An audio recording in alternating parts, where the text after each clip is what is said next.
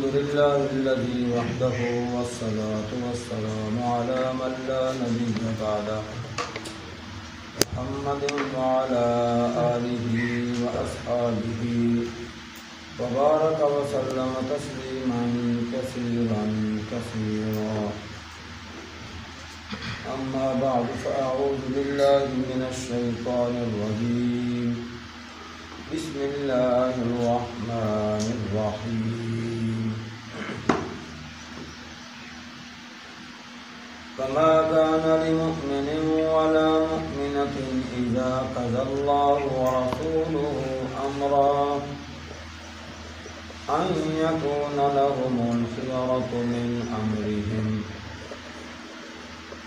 صدق الله مولانا العظيم وصدق رسوله النبي الكريم ونحن على ذلك لمن الشاهدين والشاكرين والحمد لله رب العالمين.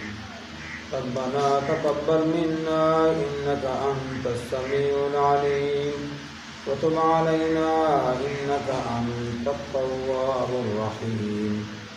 اللهم صل على محمد وعلى آل محمد كما صليت على إبراهيم وعلى آل إبراهيم إنك حميد مجيد.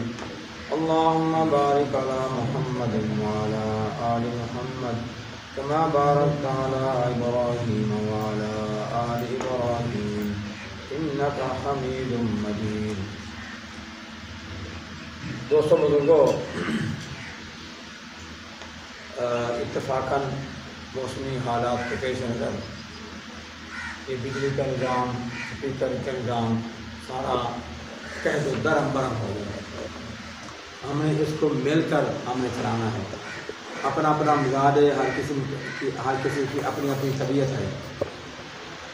یہ جتنا آپ کو خلا محسوس ہو رہا ہے میرے اور آپ کے درمیان میں ذاتی طور پر طبعاً اس بات کو اچھا نہیں جانتا، لیکن آپ اپنے سگنل سمجھتے ہیں، اپنے سگنل کو یوں زندہ رکھیں، لگاؤ رکھیں، تاکہ میں آپ تک پہنچانے میں جو میرے سگنل میں طاقت نہیں ہے وہ آپ کے سگنل کی وجہ سے آپ تک میری بات پہنچ سکے.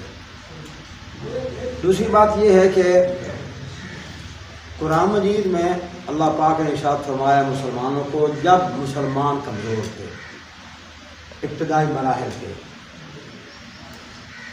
تو اللہ پاک نے ارشاد فرمایا غالباً غزوہ احد کے بعد، وَلَا تَهِنُوا وَلَا تَحْزَنُوا وَأَنْتُمُ الْأَعْلَوْنَ إِن كُنتُم مُؤْمِنِينَ. وَلَا تَهِنُوا وَلَا تَحْزَنُوا وَأَنْتُمُ الْأَعْلَوْنَ. اس کا مفہوم یہ بنتا ہے کہ بزدلی نہ دکھاؤ، پریشان نہ ہو، غم نہ کرو. وَأَنْتُمُ الْأَعْلَوْنَ، تم ہی کامیاب ہو، تم ہی بلند ہو، ایمان والے ہو. تو یہ مختصر سی ایک نشست ہے، اور اس نشست میں کوئی آدمی یہ خیال لے کر نہ جائے کہ اس پروگرام میں کوئی چس نہیں آئی، کوئی لطف نہیں آیا. کوئی نہیں آدمی تھے، چند آدمی تھے بس گینے چنے. تو بھائی گینے چنے آپ آدمی ہیں کہ نہیں؟ آدمی چاہیے، آدمی ہی چاہیے. اور آپ کے پیغمبر صلی اللہ علیہ وسلم سے متعلق جو قرآن مجید نے بتائی ہے بات، وہ یہ فرمائی ہے کہ یہ اسلام کا بوٹا ایسے شروع ہوا. مثال دی اس کی، جیسے آدمی بیج ڈالتا ہے تو بالکل نرم سا ایک تنکا سا نکلتا ہے، بالکل نرم سا، اور اتنا نرم اس میں کوئی طاقت نہیں ہوتی، کوئی قوت نہیں ہوتی. پھر وہ بڑھتا ہے بڑھتا ہے بڑھتا ہے کہ وہ ایسا درخت بن جاتا ہے. ایسے ہی اسلام کی ابتدا ہوئی، اور اس اسلام کی ابتدا کو ہمیشہ اپنے لیے سنہری راستہ سمجھ کر اپنائیں کہ ہم بھی یوں ہی چل رہے ہیں، اور اللہ خیر کرے گا انشاءاللہ. آپ محنت کرتے رہیں گے. ابو بکر اکیلے تھے رضی اللہ تعالیٰ عنہ، پھر ان کے ساتھ محنت کے ساتھ 40 آدمی ملے، پھر بڑھتا گیا یہ قافلہ، اور پھر ایسا قافلہ بڑھا کہ اللہ تبارک و تعالیٰ پر قرآن مجید، اللہ تعالیٰ نے جو قرآن نازل کیا اس میں ارشاد فرمایا کہ اب حالت یہ ہو رہی ہے اذا جاء نصر اللہ والفتح ورأیت الناس يدخلون فی دین اللہ افواجا، آپ کے ایک آدمی 10-20 آدمیوں کی استقامت سے کام کرنے میں اللہ پاک برکت فرمائیں گے، اور آپ دیکھیں گے، اور ہو سکتا ہے کہ نہ بھی دیکھیں، ہو سکتا ہے دیکھ لیں، ہو سکتا ہے نہ دیکھیں۔ اللہ پاک نے اپنے پیغمبر سے فرمایا کہ بہت سی باتیں ایسی ہیں جو آپ کے ہوتے ہوئے ہو جائیں گی، اور بہت سی باتیں ایسی ہوں گی جو آپ نہیں دیکھیں گے، بہت سی باتیں ایسی ہیں جو آپ نہیں دیکھیں گے۔ تو اس لیے بھائی اس خیال سے، جیسے میرے مہربان بھائی ساتھی مولانا اکمل صاحب نے فرمایا کہ کام سے لگاؤ رکھو، نتیجہ کیا ہے، اس نتیجہ کو اللہ نظروں میں دکھا دے زندگی میں، سبحان اللہ، اور نہیں ہے تو آپ کر جائیں، اس کا نتیجہ انجام کار اللہ تعالیٰ خیر کا معاملہ فرمائے گا، قبر میں بھی ہمیں ٹھنڈک ملے گی اس کے ذریعے، اور قیامت کے دن بھی ہمیں سرخوری ملے گی۔ ہمیشہ ہر آدمی اپنا لگایا ہوا پودا اس کی چھاؤں میں نہیں بیٹھتا، اور بیٹھتے ہیں۔ معروف ہے ایک بات، تو ایک بوڑھا آدمی باغ کا پودا آم کا لگا رہا تھا، تو کہتے ہیں آم کا یہ جو پودا ہے بڑی دیر سے پھل آ رہا، تو کس نے کہا بابا جی یہ کیا کر رہے ہو، تم تو کل مر جاؤ گے۔ تو کہا بیٹا کوئی بات نہیں ہے، میں نے لگایا ہے تو کوئی تو کھائے گا، میں نے لگایا ہے تو کوئی تو کھائے گا، میرے ذمہ لگانا ہے، میری قسمت میں ہوا میں کھا لوں گا، نہیں ہے تو کوئی اور کھا لے۔ تو اس لیے بھائی یہ ساری باتیں جو کل ہمارے بڑے ہمیں سمجھانے کے لیے کہا کرتے تھے، ان کو ہمیشہ ساتھ رکھیں۔ یہ ساری باتیں قرآن مجید میں اپنی زبان سے کہیں، اور وہی نتیجہ، وہی مفہوم لے کر ہمارے بزرگوں نے اپنے علاقائی اعتبار سے اپنی زبانوں میں یہ باتیں کی ہیں۔ تو سمجھے آپ کی بات؟ اس لیے جو حضرات یہ انتظامیہ سے تعلق رکھتے ہیں، جو معاونین ہیں، جو یہاں شریک ہیں، وہ ابھی سے دماغ میں بٹھا لیں کہ ایک آدمی بھی اس پروگرام میں آیا ہے تو یہ ابتدا ہو گئی، اس میں دعا کریں، محنت کریں، اور ہر وہ گرم ہوا جو کسی کام کے لیے نقصان دہ ہوتی ہے اس سے اپنا آپ کو بچاؤ کریں، اور انشاءاللہ یہ آپ کی محنت پھل لائے گی، اور یہ درخت جو ہے وہ تنا ہو جائے گا۔ اس لیے یہ ابتدائی بات تھی، میں نے آپ کے ساتھی ہونے کے ناطے سے آپ کی کرنی۔ اس کے بعد دوسری بات سنیے، دوسری بات یہ ہے کہ مسلمان ہوتا ہے آدمی، جب بھی کوئی مسلمان ہو، کافر مسلمان ہو، تو ہم سبھی مسلمان اس کو کرنے کے لیے پڑھاتے ہیں لا الہ الا اللہ، آگے کیا ہے محمد رسول اللہ۔ آپ مسلمان ہو گیا کہ نہیں بھائی؟ آپ بتائیں، مسلمان ہو گیا؟ مسلمان ہو گیا، لیکن ابھی تک سارا کا سارا اسلام کھڑا ہے، اس کو کسی بات کا نہیں پتا۔ لا الہ الا اللہ اس نے پڑھ لیا، محمد رسول اللہ نے پڑھ لیا، اس کے بعد اسلام ایک سمندر کے رنگ میں سامنے کھڑا، اس کو کسی بات کا نہیں پتا۔ بس یہ کلمہ پڑھنے کے بعد مسلمان ہو گیا۔ کلمہ اس نے پڑھ لیا تو یہ ایسے ہے جیسے بیج، ایک چھوٹا سا بیج زمین میں ڈال لو، اور کل آپ دیکھیں گے کہ بہت بڑا درخت ہوگا، تو کہاں سے نکلا؟ تو یہ بیج ہے اسلام کا، لا الہ الا اللہ محمد رسول اللہ۔ تو اس کے لیے ابھی سے دین سیکھنا، بقایا دین جو ہے اس کو سیکھنا اس کے لیے ضروری ہو گیا۔ نماز سیکھنا پڑے گی، اس میں لا الہ الا اللہ میں اقرار تو نہیں کہ میں نماز میں پڑھ رہا ہوں، یہ تو اقرار نہیں ہے نا، لیکن کلمہ پڑھنے کے بعد نماز اس کے ذمے ہو گئی۔ کلمہ پڑھنے کے بعد توحید کا عقیدہ اس کا رکھنا ضروری ہو گیا۔ کلمہ پڑھنے کے بعد رسالت پر ایمان رکھنا ضروری ہو گیا۔ کلمہ پڑھنے کے بعد کتابوں پر ایمان رکھنا ضروری ہو گیا، قیامت پر ایمان رکھنا ضروری ہو گیا۔ مگر یہ ساری وہ باتیں جو ہم ایمانیات کو سمجھتے ہیں، جانتے ہیں مسلمان، اور ہم سب کا الحمدللہ اس پر ایمان ہے، اور ہمارے بچوں کو بھی یہ بات یاد ہے، ہم پڑھاتے ہیں اس کو، تو کہو آمنت باللہ وملائکتہ وکتبہ ورسلہ، پھر اس میں اور محنت ہے کہ توحید کس کو کہتے ہیں۔ کافر بھی، مشرکین مکہ جو تھے وہ بھی اللہ کو مانتے تھے، اور ان سے سوال کیا گیا تم ذرا بتاؤ آسمان کس نے پیدا، آسمان کو کس نے پیدا کیا، آسمان کو کس نے پیدا کیا؟ تو وہ کہتے تھے آسمان کو کس نے پیدا کیا؟ اللہ تبارک و تعالیٰ۔ جب وہ کہتے تھے کہ اللہ نے ہی پیدا کیا، اور اس کے ساتھ ایک واقعہ آپ کو سناؤں. کہتے ہیں کہ جب فتح مکہ ہوا تو ابو جہل کا بیٹا اکرمہ بعد میں مسلمان ہوا رضی اللہ تعالیٰ عنہ، اس نے فیصلہ کیا کہ اب ہم جہاں سے بھاگ جائیں، اپنی جان بچائیں. مختصر آپ کر رہا ہوں، بات ابتدائی ہے، اس کی ضرورت ہے آگے آپ کو خود بخود محسوس ہوگی کہ اس بات کی ضرورت ہے. وہ بھاگم بھاگ نکلا مکہ سے، دریا کا سفر درمیان میں آ گیا، کشتی پر سوار ہوا تو کشتی جو ہے وہ بمن میں پھنس گئی. جب پھنسی تو سارے کے سارے کہنے لگے آیا آسمانوں کے رب تو بچا. اب اکرمہ نے کان کھڑے کیے کہ یہ کیا ہو رہا ہے، آسمانوں کے رب تو بچا. وہ کہاں گئے لات، کہاں گئے منات، وہ کہاں گیا ہمارا عزا. تو اس نے کہا وہ بھائی کیا کہہ رہے ہو، یہ تو وہ ہے کلمہ کہ آسمانوں کے رب بچا جو محمد کہتا ہے، جس کو ہم اچھا نہیں جانتے. تم کیوں کہتے ہو، تم محمد کی بیلی ہو. نہیں ہم محمد کے کہنے کہ یہ کیا کہہ، یہ تو محمد کہتے ہیں. انہوں نے کہا ایسے محسوس ہوتا ہے تو نے کبھی سمندر کبھی دریا کا سفر نہیں کیا. اگر تم جانتے ہوتے دریا کے سفر کو، ان مشکلات اور پریشانیوں میں گھیرے ہوتے تو پھر تمہیں پتہ چلتا کہ یہاں لات عزا کچھ نہیں کر سکتا، آسمانوں کے رب بھی بچا سکتے ہیں. تو محمد کی بات نے اثر نہ کیا، لیکن وہی محمد کی بات چلتی ہوئی یہاں کشتی میں کسی اور کی زبان سے نکلی تو وہ اثر کر گئی. انہوں نے کہا کشتی والے سے اگر ہم زندہ رہیں، قسمت سے ہمیں بچ جائیں تو ان کو ادھر پہنچاؤ، مجھے پھر واپس لے چلو. اگر یہی بات سچی ہے تو پھر محمد تو یہی کہتے ہیں صلی اللہ علیہ وسلم. تو میں آج کیا کر رہا ہوں کہ اللہ کے متعلق مشرکین مکہ کا بھی یہی عقیدہ تھا، اور محمد تشریف لائے صلی اللہ علیہ وسلم انہوں نے آ کر کیا سمجھایا وہ سمجھنا ضروری ہے.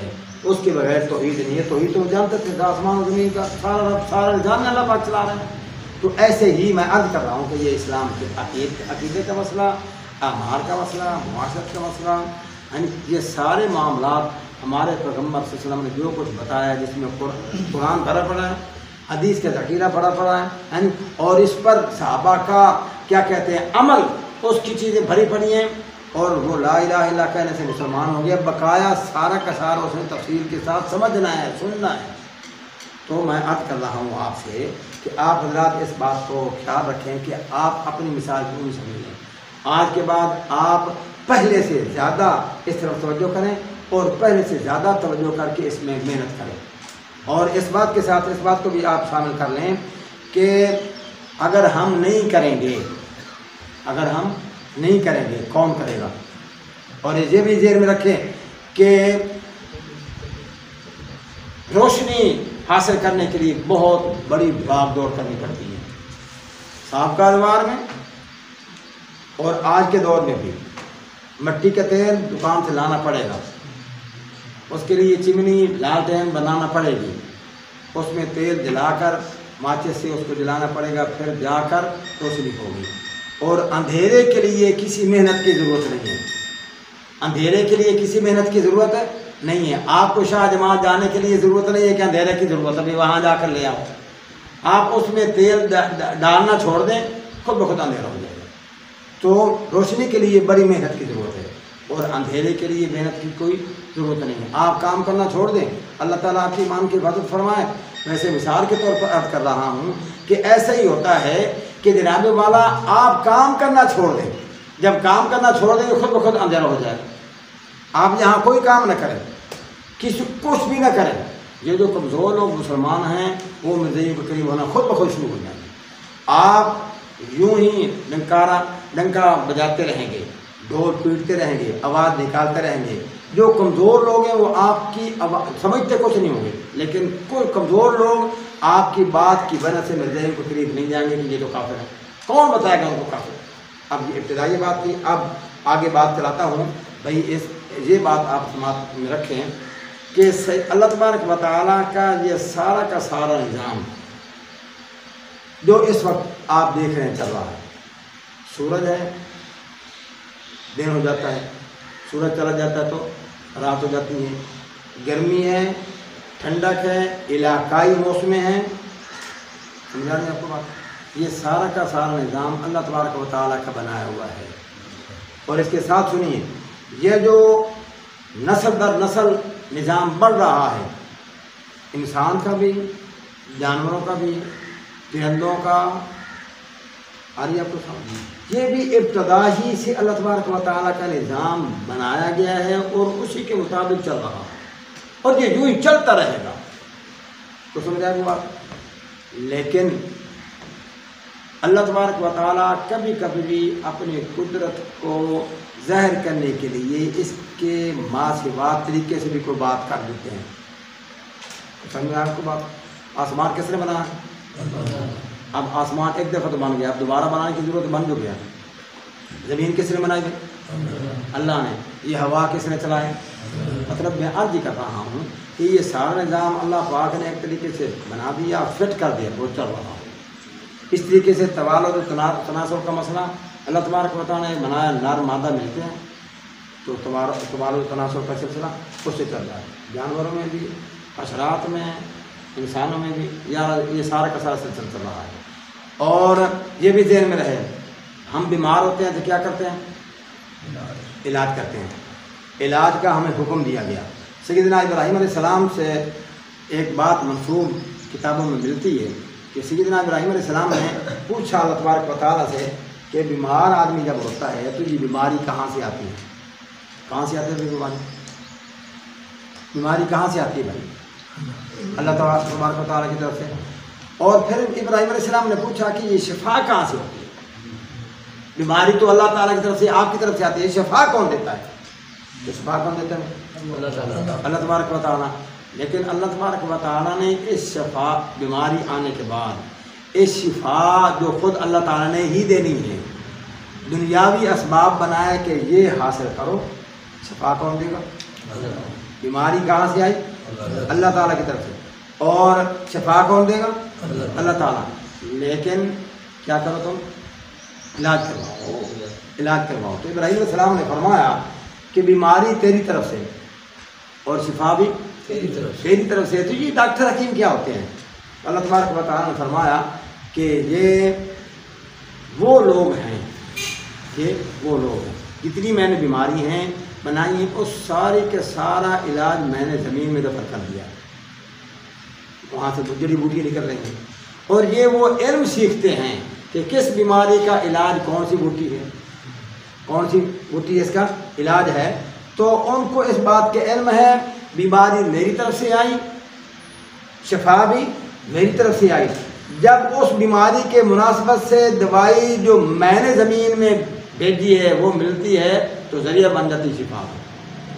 لیکن ایسا بھی ہوا ہے کہ علاج نہیں کیا جاتا لیکن آدمی صحت یاب ہو جاتا ہے، علاج نہیں کرتا لیکن خال ہمیں حکم ہے کہ اس کا علاج کرواؤ، ہمیں حکم ہے کہ اس کا علاج کراؤ، قانون قدرت یہی ہے۔ لیکن کبھی ایسے بھی ہوتا ہے کہ آدمی کوئی نہ کوئی ایسا ہوتا ہے جو علاج نہیں کرواتا لیکن اس کو شفا ہو جاتی ہے۔ ہمارے ہاں ایک مریض عورت تھی، ہسپتال میں داخل ہوئی، لا علاج، اس کو مرض تھی، اور اس پوزیشن میں ڈاکٹر پہنچے، اس نے خامن کو بلا کر کہا، ہوتے ہیں لوگ دنیا میں ایسے کہ بھائی یہ تیرے پر بوجھ ہے، عورت بیگم تیرے لیے بوجھ ہے، یہ لا علاج ہے، اس کا کوئی علاج نہیں ہے، اور اپنے سے بوجھ کو اتارو، اس کو ہم ٹیکہ لگا دیتے ہیں، مر جائے گی، جان چھوٹ جائے گی، اس لیے کرنا ہے ایسا نہیں، اتنی اس کی زندگی ہے، میں بھی اس کے ساتھ وقت گزار رہا ہوں، وہ بھی اپنی زندگی گزار، اس نے کہا پھر لے جاؤ اسے، یہ علاج کے قابل نہیں ہے، چند لمحات ہیں اس کے زندگی کے، اس کو گھر لے جاؤ اور یہ زندگی کے انجام وہاں گزارے، آج مرے کل مرے۔ گھر جب آئی، لے کر آئے، سارے لوگوں نے سن لیا، وہ آئے، کوئی پوچھ رہا ہے اللہ کا حکم بھائی، اللہ کا حکم، جیتے آدمی کو اللہ کا حکم کہا جا رہا ہے، سمجھ رہے ہیں اللہ کا حکم کس کو ہے؟ اب گھر میں پرانے سے مراد 20-25 سال پہلے کی بات ہے، اب کچھ لوگ اپنے کھانے پینے کے معاملات میں مختلف ہو گئے ہیں۔ یہ جو چنے کے پودے کے نرم ملائم اوپر سے پتے ہوتے ہیں، ان کو کوٹ کر لوگ اس میں نمک مرچ ڈال کر ایک چٹنی کہتے تھے، چٹنی بنا کر کھاتے تھے، روٹی کے ساتھ بھی کھاتے تھے، ویسے بھی کھا لیا کرتے تھے۔ گھر والوں نے وہ چٹنی بنائی اور وہ کھانے لگے، تو اس نے کہا ایک چمچ مجھے بھی دے دو۔ بچوں نے، وہ مر چکی ہے بیچارے، اس کی خواہش پوری کی، ایک چمچ دی، اور اس چمچ جب منہ میں ڈالی تو کہا ایک اور دے دو، 2-3 چمچی لی اور کہا کہ مجھے تو سانس اچھا آ رہا ہے، وہ جو سانس پریشانی والا مت وہ سانس اچھا اور بھی لے آؤ. اس نے پلیٹ بھر کر کھا لی. پلیٹ بھرنے کے بعد کھانے کے بعد وہ بیٹھ گئی. 2-3 دن 4 دن وہ کھاتی رہی. میرے خیال کے مطابق کمی بیشی اللہ معاف فرمائے. اس کے بعد وہ اس نے ایک بچہ بھی جنا، مطلب یہ اللہ تعالیٰ نے صحت عطا فرمایا. اس کے بعد جب مری تو ڈاکٹر نے کیا کہا، یہ لا علاج ہے، اب اس کے موت کے ایام. لیکن اللہ تعالیٰ کو منظور تھا تو کبھی زہر میں بھی شفا اللہ تعالیٰ فرما دیتے ہیں. یہ ہماری کہنے کی باتیں ہیں. اسی طریقے سے بھائی بات یہ ہے کہ یہ سارا کا سارا نظام اللہ پاک نے بنایا اسباب کے ساتھ، اور اسباب پر ہم چل رہے ہیں. اور اسباب کے علاوہ اگر کوئی بات ہمارے سامنے آ جائے تو ہم پریشان ہوتے ہیں. یہ نہیں ہو سکتا، یہ نہیں ہو سکتا. مثال کے طور پر یہ اسباب میں سے ہے. میرے پاس پیسے ہوں، اللہ پاک مجھے توفیق دے تو میں ابھی عمرے کے لیے مکہ مدینہ جا سکتا ہوں، آپ بھی جا سکتے ہیں. مطلب یہ ہے کہ ایک سبب، ایک قانون ہے. کوئی پیسے اس کے پاس سے برطانیہ جا سکتا ہے، امریکہ جا سکتا ہے، ملتان جا سکتا ہے، یعنی کراچی جا سکتا ہے. جہاں چاہیں آپ کے پاس پیسے ہیں، اسباب ہیں تو جا سکتا ہے. اگر میں چلا گیا ہوں تو آپ بھی جا سکتے ہیں. آپ چلے گئے ہیں تو میں بھی جا سکتا ہوں، کیونکہ یہ دنیا کا قانون ہے. جو چاہے اس کے پاس اسباب ہوں جو کر سکتا ہے. لیکن اگر کوئی یہ کہے کہ میں آسمانوں پر گیا ہوں تو آسمانوں میں جانے کو قانون اللہ پاک نے نہیں بنایا. آسمانوں پر جانے کو قانون اللہ پاک نے نہیں بنایا. تو کوئی یہ کہے کہ میں آسمان پر گیا تھا واپس آیا ہوں تو اس کی بات کو مانا نہیں جائے گا. اس لیے نہیں مانا جائے گا کیونکہ اللہ کا قانون ہی نہیں ہے. اللہ کا کہتا ہی نہیں ہے کوئی آسمان پر جائے گا. اور بھئی اس کی بات سمجھانے کی باتیں ہیں کہ اتنا لمبا سفر ہے. بس بات یہ ہے کہ کوئی قانون نہیں ہے.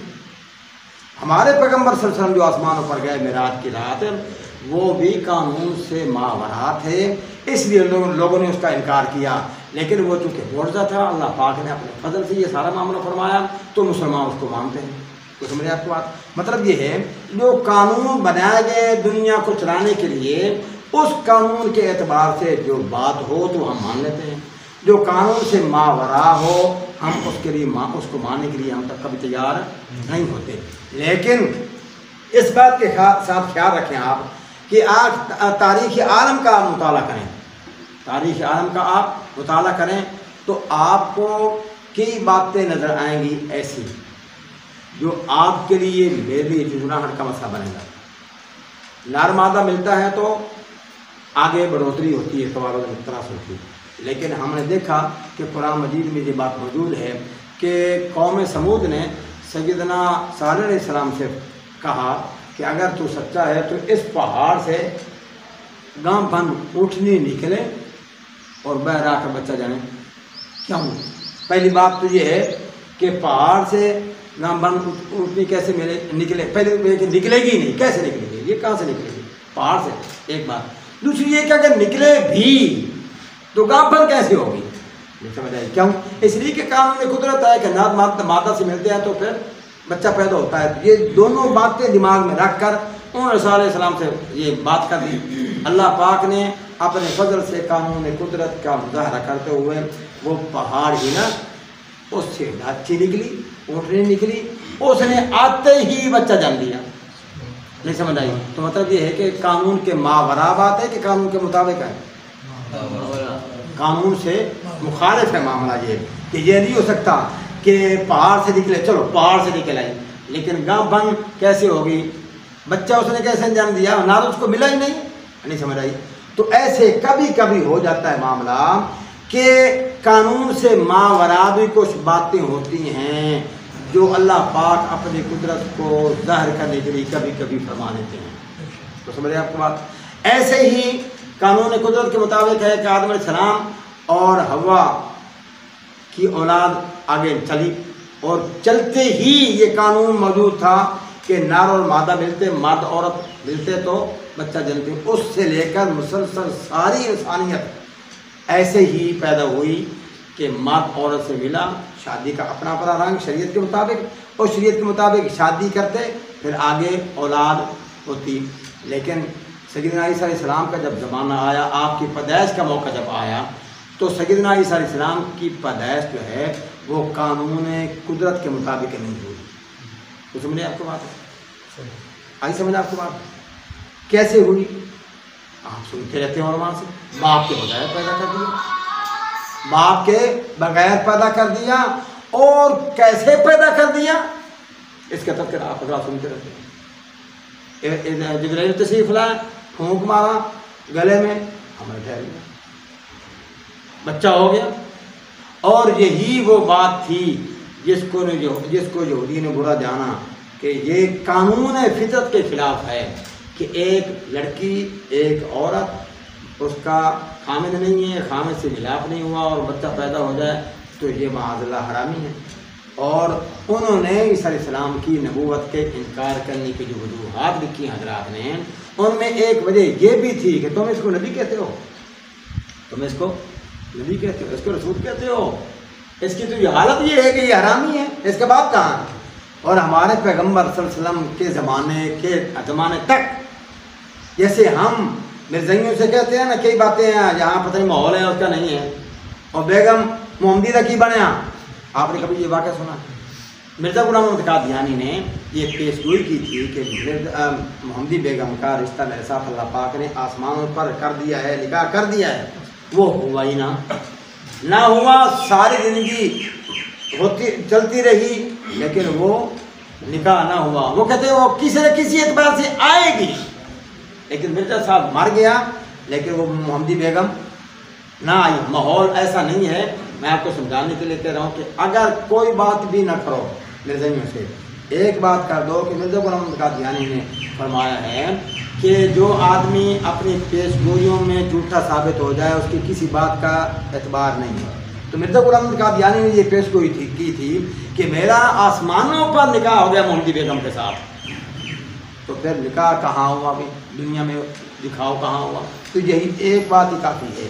ایسے ہی تاریخ جیسے دہراتی ہے نا اپنے آپ کو، ایسے ہی پیچھے چلے جائیں تو یہی تاریخ ایک دفعہ پہلے ذکر ہو چکی ہے کہ یہودی کہتے تھے عیسائیوں کو تم اس کو نبی کہتے ہو عیسیٰ کو، اس کے باپ کا تو ذکر کرو، اس کے باپ کہاں ہے؟ باپ تو بتاؤ، مطلب کیا کہ تم اس کا باپ نہیں پیش کر سکتے، اس کو تم نبی منوانا چاہتے ہو، یہ اس کا باپ ہی نہیں ہے، یہ اس کا باپ ہی نہیں، اس کو تم نبی منوانا چاہتے ہو۔ لیکن آیا وقت ہمارے پیغمبر محمد کریم صلی اللہ علیہ وسلم کا، تو آپ کے ذمے تھی، کیونکہ بعد میں آنے والا کوئی نہیں تھا، آپ کے ہی سپورٹ تھی ساری باتیں کہ جو پیچھے غلط قسم کی مشہور تھی ساروں کا صفائی دینا، جواب دینا، جو بات صحیح تھی اس کو تائید کر کے آگے بیان کرنا کہ واقعتاً یہ صحیح بات ہے، اور جو غلط باتیں تھیں وہ غلط کہہ کر ان کو ختم کرنا تھا۔ نہیں سمجھے آپ کو بات؟ کیونکہ اللہ پاک کی یہ قدرت کا کرشمہ تھا، دنیا کے ساتھ یہ دنیا کے سامنے کسی اعتبار سے یہ حلالی ثابت نہیں ہو سکتے تھے عیسیٰ علیہ السلام۔ تو اللہ تبارک و تعالیٰ نے اس الزام کا جواب دینے کے لیے اللہ پاک نے قرآن مجید میں کئی جگہوں پر ذکر کیا۔ کیا ذکر کیا؟ یہ نہیں کہا کہ وہ حرامی بچہ نہیں تھا، بلکہ سیدہ مریم کی خصوصیات کو بیان فرمایا۔ ایسے پاک دامن تھی، ایسے نیک تھی، اور ایسے تھی کہ وہ کمرے میں تھی اور ان کے ماموں خالو سیدنا زکریا علیہ السلام تالا لگا کر جاتے تھے اور واپس آتے تھے، کفارت جو وہی کرتے تھے، تو اس کے کھانے کا انتظام کرتے، سارا نظام، جب آتے تو کیا دیکھتے کہ پھل پڑے ہیں، بے موسم کے پھل پڑے ہیں۔ بالآخر مجبور ہو کر کہا کہ بیٹا یہ کیا بات ہے، تالا کی چابی میرے پاس ہے اور یہ معاملہ سارا کفارت کا میرے سپرد ہے، یہ کہاں سے تیرے پاس آیا، یہ پھل فروٹ کہاں سے آتے ہیں؟ تو انہوں نے کہا ھذا من عند اللہ، یہ اللہ تعالیٰ کی طرف سے ہے۔ تو اس وقت میں تو تھا نہیں، آپ بھی نہیں تھے، اس وقت جو اس حالت کو دیکھ رہے تھے وہ تھے زکریا علیہ السلام، اور وہ کون تھے؟ وہ نبی تھے۔ زکریا کون تھے؟ نبی تھے، اور نبی کی کوئی بات ایسی نہیں ہوتی جو اللہ کے حکم اور اللہ کی سرپرستی میں نہ ہو۔ تو جب سیدہ مریم نے کہا یہ رزق میرے پاس کہاں سے آتا ہے، تو انہوں نے کہا کیا کہا کہ اللہ تعالیٰ کی طرف سے، تو نبی تھے نا، ان کی تو براہ راست اللہ پاک سے ڈائریکٹ لائن ملی ہوئی تھی۔ تو جب انہوں نے کہا تھا کہ یہ اللہ تعالیٰ کی طرف سے آتے ہیں تو اللہ پاک کی طرف سے وہی آ جانی تھی کہ یہ جھوٹ بول رہی ہے۔ نہیں سمجھ رہے آپ کی بات؟ یہ جھوٹ بول رہی ہے، یہ اس کو فلاں دیکھا جاتا ہے، فلاں اس کا بلی ہے، یا فلاں آدمی اس کو دیکھا جاتا ہے. جیسے اس نے کہا ھذا من عند اللہ، ھذا من عند اللہ، تو سیدنا زکریا علیہ السلام کو ایک اور بات سوچ گئی. بوڑھے تھے اور اس وقت کہا اللہ اگر تو ایسے دے سکتا ہے، ہنالک دعا زکریا ربہ قال رب هب لي من لدنك ذرية، اگر تو ایسے کر سکتا ہے، بے موسم پھل مریم کو دے سکتا ہے، تو میں بھی تو تیرا بندہ ہوں. اللہ فضل فرما، اولاد تیرے سے مانگ رہا ہوں اور اولاد عطا فرما. یہ اس بات کی تائید ہے کہ یہ واقعتاً رزق کہاں سے آ رہا تھا؟ اللہ تعالیٰ. انہوں نے بدگمانی نہیں کی، خیال بھی نہیں آیا، وہم بھی نہیں آیا، تصور میں یہ بات نہیں آئی کہ تھوڑا سوچا ہو کہ یہ کیسے ہو سکتا ہے. نہیں، یا اس نے کہا، ان کو اپنی یاد آ گئی کہ اگر مریم کے لیے سب کچھ دیا جا سکتا ہے تو میں زکریا کو بھی اللہ تعالیٰ اس پوزیشن میں میری دعا بھی کر سکتے میں قبول کر سکتے ہیں، وہ سب کچھ مجھے بھی عطا فرما سکتے ہیں. وہ بے موسم ہیں تو میں بھی بے موسمی پوزیشن میں بڑھاپے میں یہ مانگ رہا ہوں. تو اس اعتبار سے قرآن مجید نے زکریا کا یہ قول اور دعا نقل کی اور ساتھ یہ تائید کر دی کہ مریم کے پاس جو رزق آ رہا تھا وہ بھی اللہ تعالیٰ کی طرف سے آ رہا تھا، کسی اور بدماش کماش کی طرف سے نہیں، اللہ ہی کی طرف سے آ رہا تھا. اور ساتھ زکریا کی دعا بھی ذکر کر دی اور فرمایا کہ ٹھیک ہے جیسے میں نے اس کو بے موسم پھل دیے ہیں، تیرے بڑھاپے میں بھی تجھے بیٹا عطا فرماؤں گا. تجھے اس بات کی بھی پرواہ نہیں کی جائے گی کہ تم عمر میں ہو کس عمر میں ہو. تو کیا بات فرمائی؟ یہ کرامت کا ذکر کیا سیدہ مریم کا، جس پر اللہ تعالیٰ کی اس قسم کی مہربانی ہو رہی ہوں، جس کے رزق کا انتظام آسمانوں سے ہو رہا ہو، جو اتنی پاک ہو، جو اتنی طیبہ ہو، اتنی طاہرہ ہو. کیا اس پر شک کیا جا سکتا ہے معاذ اللہ کہ یہ کسی بیڑے برے کرتوت میں شامل ہوگی؟ تو سمجھے ایک بات. اب آگے سنیے، حمل ہو گیا، بچہ پیدا ہو گیا. جب بچہ پیدا ہو گیا تو اٹھا کر لائی قوم کے پاس، اور قرآن کہتا ہے کہ اس کو پریشانی بھی تھی کہ لوگ مجھے یوں کہیں گے. اب جب بچہ اٹھا کر لائی تو ایسے ہی ہوا. لوگوں نے کہا ہاں یہ کہاں سے آ گیا، یہ کہاں سے آ گیا تھا.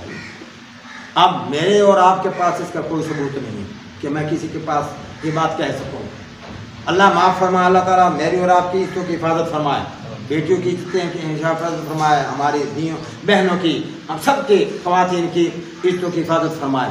لیکن اگر میں یا کوئی اپنی بیٹی کو بیت اللہ میں قید کر دے اور باہر سے تالا لگا دے اور خود نگرانی کرے، 10 بندے اور بھی نگرانی کرتے رہیں، اور کئی دن کے بعد ہم جب دروازہ کھولیں تو ہماری اس بچی کو حمل ہو، آپ کیا فرماتے ہیں؟ اس بات کو ہم کہہ رہے ہیں کہ بھئی ہم نگرانی کر رہے ہیں. یہ بھئی ایسا کوئی معاملہ نہیں، لوگ مانیں گے اس بات کو. کیوں؟ اس لیے کہ قانون فطرت نہیں ہے. جب قانون فطرت نہیں ہے کوئی بات ماننے کے لیے تیار نہیں ہے، اور جس نے یہ کام کروایا تھا اس نے خود ہی صفائی دے دی، کسی آدمی کے کہنے کی ضرورت ہی نہیں کہ یہ کیا ہے کیا نہیں. ہاں جی، اب مریم سے کہا جا رہا ہے کہ تیرے سے پوچھے تو تم اس بچے کی طرف اشارہ کر دینا، یہ جانے اور میں جانوں. تو ایسے ہی کیا گیا. ہاں جی، یا اخت ہارون ماں کان ابوک امرأ سوء ماں کانت امک بغیہ، تیرے ماں باپ تو بڑے اچھے تھے، یہ کیا ہوا، یہ بچہ کہاں سے لے کر آئی؟ آئیے آپ کو سمجھ. تو پھر کیا ہوا؟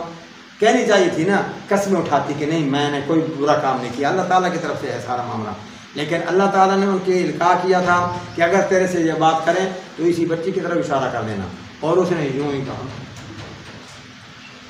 فاشارت علیہ، ان کا کیف نکلم، یہ چھوٹا سا بچہ ہے، ابھی بچہ پیدا ہوا ہے، یہ کیسے باتیں کرے گا؟ بات کرنا کوئی مسئلہ. آپ بات کرتے ہیں کہ نہیں کرتے؟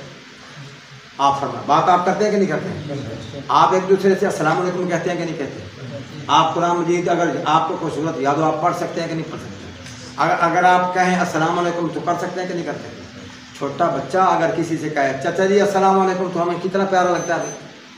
اگر چھوٹا سا بچہ ابھی بولنے لگا ہے تو وہ کہہ دے لا الہ الا اللہ محمد رسول اللہ، ہمیں کتنا پیارا لگتا ہے. ہم وہی کہیں تو پیارا نہ لگے. ایک فطرت کے مطابق ہم بڑے ہو گئے، ہم سب کچھ پڑھ رہے ہیں، اور اگر بچہ ابھی بولنے لگا اور قرآن مجید کی آیت کو سنا دو تو ہم کتنے خوش ہوتے ہیں. ایسے ہی ہے نا. کیوں؟ اس لیے کہ یہ تو عمر ایسی ہے کہ اس کو سمجھ ہی نہیں ہے اس بات کی۔ اگر چھوٹا سا معصوم بچہ 4 سالہ بچہ آپ کی جوتی سیدھی کر دے تو آپ کتنے خوش ہوں گے؟ کیا جوتی سیدھی کرنا کوئی بڑا کام ہے؟ نہیں، اس لیے خوش ہو رہے ہیں کہ یہ معصوم بچہ ہے، اس کو پتہ ہی نہیں ہے کہ یہ بھی کوئی کام ہے۔ باپ کی اس نے جوتی سیدھی کر دی، اپنے بڑے کی جوتی سیدھی کر دی، تو ہم اس کو خوش ہو کر قبول کرتے ہیں کہ نہیں کرتے ہیں؟ تو کیوں کرتے ہیں؟ اس لیے کہ یہ عمر نہیں ہے ایسے اچھے کام کرنے کی، یہ سمجھ کی عمر نہیں ہے۔ ایسے ہی میں بول رہا ہوں تو کوئی مسئلہ نہیں ہے، لیکن جب کہا گیا اشارت الیہ، اس سے پوچھو، تو انہوں نے کہا یہ کیسے ہو سکتا ہے؟ یہ تو نہیں ہے کہ یہ بڑا ہو کر بات نہیں کرے گا، ابھی ہم کیسے اس سے پوچھیں؟ یہ تو بچہ ہے معصوم جس کو پتہ ہی نہیں کیا کرنا ہے۔ تو پھر عیسیٰ علیہ السلام نے وہیں بولنا شروع کر دیا اور ارشاد فرمایا انی عبداللہ، انی عبداللہ آتانی الکتاب وجعلنی نبیا، اللہ پاک نے مجھے کتاب بھی عطا فرمائی ہے اور اللہ پاک نے مجھے نبی بھی بنایا۔ اور ایک اب سنیں بات، ضمن کی باتیں آتی رہتی ہیں، وہ ضمنی بھی ساتھ کو کرنے کی وجہ سے کئی باتیں سمجھ آ جاتی ہیں۔ ہم سب اہل سنت والجماعت کا یہ عقیدہ ہے کہ ہر نبی کو نبوت اور رسالت کا اعلان کرنے کے لیے 40 سال کے بعد کہا گیا۔ تو آئیے آپ کو سمجھ پاؤ، ہمارے پیغمبر کو کتنے سالوں کے بعد نبوت کے اعلان کرنے کو فرمایا؟ 40 سال کے بعد۔ یہ کلیہ ہے پیچھے نبوتوں کا، کہ 40 سال کے بعد کوئی اعلان کرتا ہے کہ کیا ہوں میں اللہ کا نبی ہوں، اللہ کا رسول ہوں، اور اپنی زندگی وہ پیش کرتا ہے کہ تمہارے سامنے میں نے زندگی گزاری ہے، تم بتاؤ میرے میں تم نے کون سی غلطی دیکھی؟ لیکن تم اپنے آپ میں سے کوئی پیش کرو، کوئی ہے ایسا پیش کرنے والا کہ میری زندگی پر کھو؟ میں پیش کرتا ہوں اپنی زندگی۔ آئیے آپ کو سمجھ، ہمارے پیغمبر نے بھی 40 سال کے بعد کہا تم کہو تو مجھے جھوٹا جانتے ہو کہ سچا جانتے ہو۔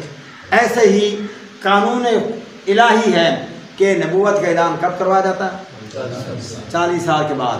اور اب پھر آئیے اس طرف کہ ابراہیم علیہ حضرت عیسیٰ علیہ السلام کی پیدائش قانون قدرت کے خلاف ہوئی، اور اب بولنا قانون قدرت کے خلاف ہوا کہ نہیں؟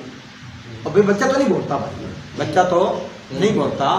اب اللہ پاک نے یہ سارا وہ دماغ میں ذہن میں رکھے سوال کہ یہ حرامی بچہ ہے، اللہ معاف فرمائے، یعنی اللہ پاک نے پہلے مریم کا وہ تذکرہ کیا کرامت کا، پھر اس کے بعد ان بچے کی پیدائش کا، حمل کا اور بچے کی پیدائش کا تذکرہ کیا، اور پیدائش کے بعد اللہ پاک نے فرمایا کہ اس کو لے آ بچے کو قوم کے پاس، جب وہ تیرے سے اعتراض والی بات کریں تو اشارہ کرنا بچے کی طرف، اور بچہ جب بول پڑا تو وہ رزق والا بھی قانون قدرت کے خلاف نہیں ہے، اور آگے حمل ہونا قانون قدرت کے حق میں نہیں ہے، اور اب بچے کا بولنا یہ بھی قانون فطرت کے موافق نہیں ہے۔ تو یہ کیا جواب دیا جا رہا ہے کہ یہ منازل ہیں ایک عورت کی، ایک بچے کی، اگر اس پوزیشن کا بچہ ہے تو اس کو تم کیسے کہہ سکتے ہو کہ یہ حرامی ہے؟ یہ اللہ تعالیٰ کی قدرت کے مطابق ہے، جس نے اس نے صالح علیہ السلام کی اونٹنی کو تمہارے سامنے ظاہر کر دیا، جیسے اس نے ساری کائنات کو بنا دیا، جیسے اس نے آدم کو حوا کو بغیر ماں باپ کے پیدا کر دیا، ایسے ہی میں کو اب محتاج نہیں ہو گیا ہوں۔ ان مثل عیسیٰ عند اللہ کمثل آدم، یہ ایسے ہی ہے جیسے آدم علیہ السلام کو بغیر ماں باپ کے پیدا کیا۔ اب اس کو تو اور زیادہ بہتر ماننا چاہیے کہ ماں تو ہے نا، آدم کی تو نہ ماں تھی نہ باپ تھا، یہ اس کی ماں تو ہے، ظاہری اعتبار سے ایک سبب تو ہے۔ اب اللہ پاک نے خود ہی اپنے فضل سے یہ مسئلہ حل کروایا کہ تم تو صرف یہ پوچھتے ہو نا کہ یہ کہاں سے آیا، اس نے یہ بھی بات کر دی کہ میں تو نبی ہی ابھی سے بنا دیا گیا ہوں، اللہ نے مجھے کتاب بھی دی ہے، اور آگے ساری بات آپ سنتے رہتے ہیں۔ تو کیا یاد کر رہا ہوں کہ اللہ پاک کی طرف سے یہ الزام تھا عیسائیوں پر، یہودیوں کی طرف سے، اللہ پاک نے اپنے پیغمبر محمد کریم علیہ الصلوۃ والتسلیمہ کیونکہ آخری نبی تھے، اور پچھلے نبیوں پر، پچھلے امتوں پر، پچھلے واقعات میں سے کئی ایسے واقعات تھے جن کو اللہ پاک نے خود رونمائی کی تھی، ان کے اس رونمائی پر اللہ پاک نے اپنی نبی سے شہادت دلوائی کہ یہ کہتے چلے آؤ کہ یہ بھی میں نے کیا ہے، یہ بھی میں نے کیا ہے، یہ بھی میں نے کیا ہے، یہ بھی میں نے کیا ہے، تاکہ لوگوں کے دماغ صاف ہوں۔ آج کے بعد کوئی نمائندہ ایسا نہیں ہوگا جو میرے ساتھ براہ راست کلام کر سکے، میری بات کو سن سکے، میرے کیے ہوئے کاموں کی بات کا اظہار نبی تم ہو اور آخری نبی ہو، تم یہ ساری باتیں ان کو واضح کرتے چلے جاؤ کہ یہ بھی ہوا اور یہ بھی ہوا۔ تو سمجھے آپ کو بات؟ تو میں یاد کر رہا ہوں، یہ یہودیوں کا اعتراض تھا اور عیسیٰ علیہ السلام پر، اور عیسیٰ علیہ السلام کے اس اعتراض کا جواب کیونکہ اللہ تبارک و تعالیٰ نے یہ سارا کام کیا تھا اپنی حکمت بارگاہ کے مطابق، تو اللہ پاک نے عیسیٰ علیہ السلام کی صفائی، پاک دامنی، سیدہ مریم کی پاک دامنی اپنے نبی کے واسطے سے پوری انسانیت کو بتائی کہ دیکھو یہ میرا کام ہے اور میں اس کی صفائی دے رہا ہوں کہ مریم بھی بری نہیں ہے، اس کا بیٹا بھی حرامی معذلہ نہیں ہے، بلکہ وہ ایک نبی ہے اور رسول ہے، اور پیدائش ایسے ہی ہے جیسے آدم علیہ السلام کی بغیر باپ کی ہوئی، ماں کے بغیر ہوئی، باپ کے بغیر ہوئی، یہ عیسیٰ علیہ السلام جو ہیں یہ اس اعتبار سے زیادہ ماننے کے قابل ہیں میری قدرت کے اظہار کا کہ یہ ماں کا واسطہ تو ہے نا، جبکہ میں نے تو ماں باپ کے بغیر آدم کو پیدا کر دیا تھا۔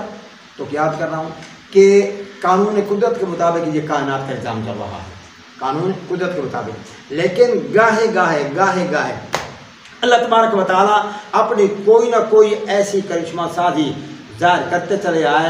قرآن مجید آپ پڑھیں تو آپ کو بیسیوں واقعات ایسے ملیں گے کہ اللہ پاک نے اسباب کو سامنے رکھتے ہوئے نہیں اپنی قدرت کا اظہار کیا۔ مثال کے طور پر ایک بات سن لیں کہ وہ یہ ہے کہ ابراہیم علیہ السلام نے پوچھا کہ یا اللہ یہ جب مر جاتا ہے آدمی تو کیسے زندہ ہوگا؟ آپ نے سنا ہوگا یہ واقعہ آپ نے سنا ہے، لیکن اس پہلو کو میں آپ کے سامنے پیش کر رہا ہوں، شاید کسی سے سنا بھی ہو، آپ علماء سے وابستہ رہتے ہیں، تو کیسے ہوگا؟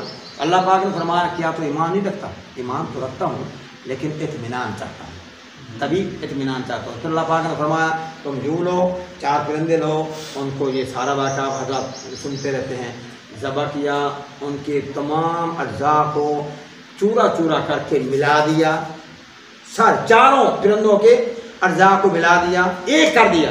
اب فرمایا تم جا کر اس کو پہاڑ پر رکھ دو۔ جب پہاڑ پر رکھ دیا تو فرمایا فلاں آ جاؤ، نہیں سمجھ آئی، 4 پرندے تھے نا، فلاں آ جاؤ، اس میں سے اجزاء اڑتے کٹھے ہو کر اڑ کر آ جاتے۔ تو اللہ تبارک و تعالیٰ نے فرمایا کہ یہ دیکھو، اب اگر آپ کہیں اللہ پاک ہمیں بھی دکھا دے تو قانون تو نہیں سمجھے کہ جو بھی آدمی کھڑا ہو اور کہے اللہ سیاں میں نہیں مانتا، مجھے ایسے کوئی واقعہ دکھاؤ، تیرے لیے ایمان ہے، ایمان لے آؤ۔ لیکن کبھی کبھی اللہ پاک نے ایسے واقعات دکھائے ہیں، ابراہیم کو دکھا دیا، نہیں سمجھ آئی، وہ دکھایا ان کو اور سمجھایا تجھے، دکھایا ان کو سمجھایا تجھے۔ اللہ پاک نے فرمایا دیکھو بنی اسرائیل کے ساتھ میں نے کیا کیا، وادی تین میں پھرتے ہیں، کھانے پینے کی کوئی چیز نہیں ہے، اللہ پاک نے اپنے فضل سے انعام کا ذکر فرمایا کہ میں ان پر من و سلوہ نازل کرتا ہوں۔ اگر قانون ہے تو آج ہم بھوکے مر رہے ہیں، نہیں سمجھے آپ کی بات؟ آپ کلمہ پڑھتے ہیں کہ نہیں؟ حضور کو خاتم النبیین مانتے ہیں کہ نہیں؟ اللہ کو ایک مانتے ہیں کہ نہیں؟ اللہ کو ان اللہ علیہ کل شیء قدیر مانتے ہیں کہ نہیں؟ اللہ ہم بھوکے مر رہے ہیں، کام ہی نہیں، کوئی نہیں، کام ٹھپ ہو چکے ہیں، بجلی ہے نہیں، فیکٹری بند ہیں، کہاں سے کہاں۔ تو اللہ پاک فرمایا چلو تم امت نبی ہو، جیسے میں نے موسیٰ پر بارش برسائی تھی، تمہارے لیے کوئی قانون ہے؟ کوئی قانون نہیں۔ پیسے وہاں مزدوری کرو، نہیں کام ملتا تو وہاں اور کوئی کام کرو، دکان پر مزدوری کرو، بھیڑیں بکریاں پالو، کاشتکاری کرو، ملازمت کرو، نہیں سمجھے آپ کو بات؟ یہ ہم نہیں کہہ سکتے، اس لیے کہ قانون قدرت نہیں ہے، قانون قدرت نہیں ہے۔ جب بھی ہم اللہ سے مانگیں گے کہیں گے اللہ ہمارے رزق میں وسعت عطا فرما۔ وسعت سے مطلب یہ نہیں کہ من و سلوہ ہوتا، وہ وسعت کے جو اسباب ہیں، پیسے کے حصول کے ذریعے ہیں، اللہ پاک ہماری احسان فرمائے۔ ابھی ٹیلی فون آ گیا کہ یار تو نے میرے سے کہا تھا ملازمت کے لیے آ جاؤ، مجھے آدمی کی ضرورت ہے، تو تمہاری دعا قبول ہو گئی۔ قبول ہوئی کہ نہ ہوئی؟ جب قبول ہوئی تو کیسے قبول ہوئی؟ جیسے دنیا کا سبب چل رہا ہے، من و سلوہ نہیں اترے گا، ایسے آگے چلیں۔ دنیا میں کئی قتل ہو رہے ہیں، پتہ ہی نہیں ہوتا کون قاتل ہے، نہیں سمجھ آئی؟ آج کے مشینی دور میں قاتل کے ہاتھ لگے ہوئے کہ نہیں؟ قاتل جو ہے جس نے قتل کیا ہے اس کے ہاتھ لگے ہوئے کہ نہیں لگے ہوئے؟ یہ تو پتہ چل جاتا ہے کہ یہ گولی کتنی فاصلے سے لگی، تو سمجھے آپ کو بات؟ لیکن یہ پتہ نہیں چلتا کہ اس کو کس نے پکڑا۔ یعنی ایک ہاتھ تک لوگ کہتے تو ہیں کہ ہاتھ لگنے کے بعد یہ نادروار کے پتہ چل جاتا ہے، لیکن وہ بھی یقینی بات ہے نہیں ہے۔ کئی جگہوں پر ایسے ہوا، کئی دن تماشا چلتا رہا، کتے آتے ہیں وہ سونگتے ہیں اور چوری کا پتہ چل جاتا ہے۔ اور اب تو ایک نئی ایجاد آ چکی ہے الٹرا ساؤنڈ، جو ڈاکٹر بھی ہے پیٹ میں درد ہے اس کے پاس بڑے ڈاکٹر کے پاس چلے جاؤ الٹرا ساؤنڈ، جبکہ حقیقت یہ ہے کہ الٹرا ساؤنڈ جو مشین ہے یہ اس کے لیے ضرورت ہے جس کے مرض کا پتہ نہ چل سکے. یہ نیچے حصہ جو ہے یہ پھیپھڑے کا اس کے ساتھ کوئی تعلق نہیں ہے، اوپر کے حصے کا اس کے ساتھ تعلق نہیں ہے، یہ جو یہاں کے یہ جگہ ہے اس کے ساتھ اس کا تعلق ہے. اور وہاں ضرورت پڑتی ہے جہاں ڈاکٹر کا سمجھ کا معاملہ ختم ہو جائے، وہ کہتا ہے چلو یار الٹرا ساؤنڈ کراؤ. لیکن ایک معاشرے میں پھیل گیا ہے یہ ماحول کہ ڈاکٹر بھی لکھ کر دے دیتے ہیں اور مریض بھی اس کی فیسیں ادا کرتے خوش ہو کر آ رہا ہے کہ بعد میں نے الٹرا ساؤنڈ کروا دیا، مطمئن ہو جاتا ہے، جبکہ اس کی کوئی ضرورت نہیں. یہ کاروبار بن چکا ہے، ڈاکٹروں کو بھی کاروبار ہے، آگے کمیشن ہے، میں آدمی بھیج رہا ہوں وہاں سے پیسے ان کو ملتے ہیں، یہ مسلسل بھیج رہے ہیں، روپے 100 روپے کی دوائیاں ہیں اور 1000 روپے 2000 4000 روپیہ انٹرسٹ اوپر لگ جاتا ہے. خیر میں کر رہا ہوں، لیکن اس کے باوجود ایسے بھی رپورٹیں آ رہی ہیں کہ ایک ہسپتال میں ایک ذمہ دار آدمی کی عورت داخل ہوئی، بچے کی ڈلیوری کا مسئلہ تھا اور اس نے ڈاکٹر سے خفیہ طریقے سے کہا کہ یہ ایک بیٹی، دوسری بیٹی، تیسری بیٹی، 4 بیٹیاں ہو چکی ہیں، 3 بیٹی. اب تو یہ ہے کہ اس کا اگر بیٹی ہو تو اندر بچی ضائع کر دو. تو سمجھے آپ کو بات، اندر ضائع کر دو اور یہ کہ اس کی بچے دانی بھی ختم کر دو. یہ مسلسل 3-4 بیٹیاں پیدا کر چکی ہیں. الٹرا ساؤنڈ کے ساتھ اس کو معائنہ کیا گیا اور الٹرا ساؤنڈ کی رپورٹ کے مطابق ڈاکٹر نے کہا بچی ہے تو اندر ہی ضائع کر دو. تو نرسوں نے اوزار اندر ڈال کر ٹکڑے کر کے اس بچے کو باہر نکالا. اب نکال لیا، نکالنے کے بعد اس کی بچے دانی ضائع کر دی گئی. جب صبح دن ہوا تو وہ نرس نے آ کر ڈاکٹر سے کہا کہ جو اجزاء میں باہر پھینک کر آئی ہوں اس سے معلوم ہوتا ہے کہ یہ بچہ تھا. اس سے کیا محسوس ہوتا ہے کہ یہ بچہ تھا. الٹرا ساؤنڈ کہاں گیا، ڈاکٹر کی سمجھ کہاں گئی. اب اس کا گھر برباد ہوا کہ نا. میں عرض کر رہا ہوں کہ یہ جو کچھ اب آپ کے سامنے آ رہا ہے یہ ساری باتیں ہونے کے باوجود بھی قدرت اللہ تبارک و تعالیٰ کی اپنی جگہ پر کام کر رہی ہے. یعنی تم یاد کر رہا ہوں قتل پتہ ہی نہیں چل رہا. تو موسیٰ علیہ السلام کے دور میں واقعہ پیش آیا کہ قتل ہو گیا، آدمی پتہ نہیں پتہ چل ہی نہیں رہا کہ اس کا کون قاتل ہے. تو ایک تذکرہ ہے لمبا چوڑا، آپ علماء حضرات سے سنیں. اللہ پاک نے فرمایا کہ تمہیں گائے لو اور گائے کو ذبح کرو، ذبح کرنے کے بعد اس کا گوشت جو ہے وہ اس مردے کو لگاؤ. تو سمجھے آپ کی بات، اس گوشت کو مردے کو لگاؤ. مردہ جو ہے وہ کیا جی بیٹھے گا اور خود بتائے گا کہ میرا قاتل کون ہے. اگر یہ قانون قدرت ہے تو آج بھی کرو. یہ سمجھے آپ کی بات ہے. کوئی گائے ذبح کر کے اس کے گوشت کو مردہ کے ساتھ لگاؤ پھر وہ مردہ بول لے، کیا ہو سکتا ہے ایسا؟ یہ بات ایک بات آپ کو سمجھانا چاہتا ہوں کہ آپ ماحول میں جا کر کسی جگہ پر پریشان نہ ہوں کہ بدعی کہتے ہیں کہ یہ سارا کا سارا نظام قانون قدرت کے مطابق ہے. یہ سارا کا سارا قانون قدرت کے مطابق انظام چل رہا ہے. ہم بھی اس کو مانتے ہیں، لیکن کبھی کبھی اللہ پاک اپنی مشیت کو ظاہر کر اپنی مشیت سے ایسے کام بھی کرتے ہیں، کرواتے ہیں جو قانون قدرت کے مطابق نہیں ہے. اور وہ کیسے ہوتا ہے، کیا ہوتا ہے؟ تاکہ اللہ تبارک و تعالیٰ کے ذات کو سمجھ سکیں کہ اللہ تبارک و تعالیٰ قانون بنایا اس نے یقیناً، لیکن وہ خود قانون کا پابند نہیں ہے. تو سمجھ آئے وہ قانون کا پابند، ہم قانون کے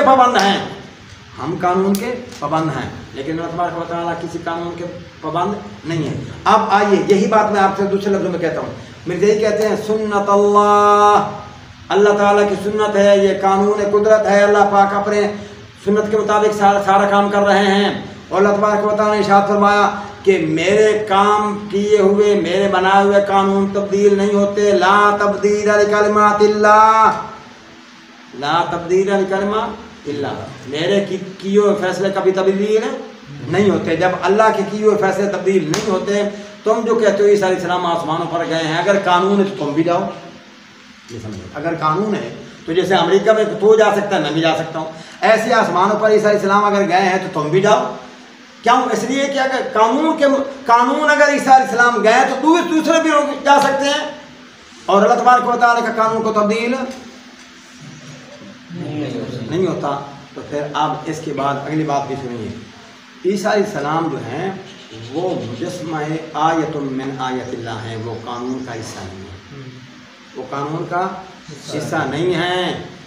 ان کی پیدائش قانون کا حصہ نہیں ہے، ان کا بچپن میں بولنا کسی قانون کا حصہ نہیں ہے. نہیں سمجھے آپ کو بات؟ ان کا ماں کے پیٹ میں حمل کی صورت میں اختیار ہونا یہ بھی کوئی کسی قانون قاعدہ کو حصہ نہیں ہے. ایسے ہی آسمانوں پر ان کا چلا جانا کسی قانون کا حصہ نہیں. جب ہم قانون کے دائرے میں ان کو لا ہی نہیں رہے تم ہم پر اعتراض کیوں کرتے؟ آپ سنیے، ایک ہمارا کیس کیا دفعہ 30 کے مجسٹریٹ کے پاس، وہاں سے فیصلہ یوں سمجھو میرے حق میں ہو گیا. دوسرے مخالف فریق نے سیشن پر ریٹ کر دی، وہاں بھی میرے حق میں ہو گیا. آگ دوسرے مخالف نے ہائی کورٹ میں ریٹ دائر کر دی، وہاں سے بھی حق میرے میں ہو گیا. اب اس کے بعد کون سا ہے؟ سپریم کورٹ میں چلا گیا. اب چھوٹے جج سے لے کر سپریم کورٹ تک سارے ججوں نے، تمام عدالتوں نے فیصلہ میرے حق میں کر دیا. اب ایک اور بھی منزل ہے فیصلے کی، وہ کون سی منزل ہے؟ وہ صدر ہے.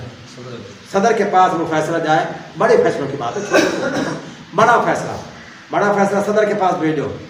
تم بتاؤ صدر عدلیہ ہے کہ یہ سپریم کورٹ تک یہ عدلیہ ہے؟ یہ عدلیہ ہے نا بھائی. نیچے سے لے کر سپریم کورٹ تک سارے ججوں نے مکمل طور پر فیصلہ میرے حق میں کر دیا. اب اس کو پھر پیش کر دیا گیا ایوان صدر میں. پہلی بات تو یہ ہے ایوان صدر میں پیش کرنے کا یہ مسئلہ ہی نہیں ہے، اس کے تعلق عدالت کے ساتھ ہے. سمجھے آپ کو بات؟ اور تمام عدالتوں نے میرے حق میں فیصلہ کر دیا. صدر کے پاس کیوں بھیجتے ہو؟ یہ خلاف عقل بات ہے، وہ جج ہے.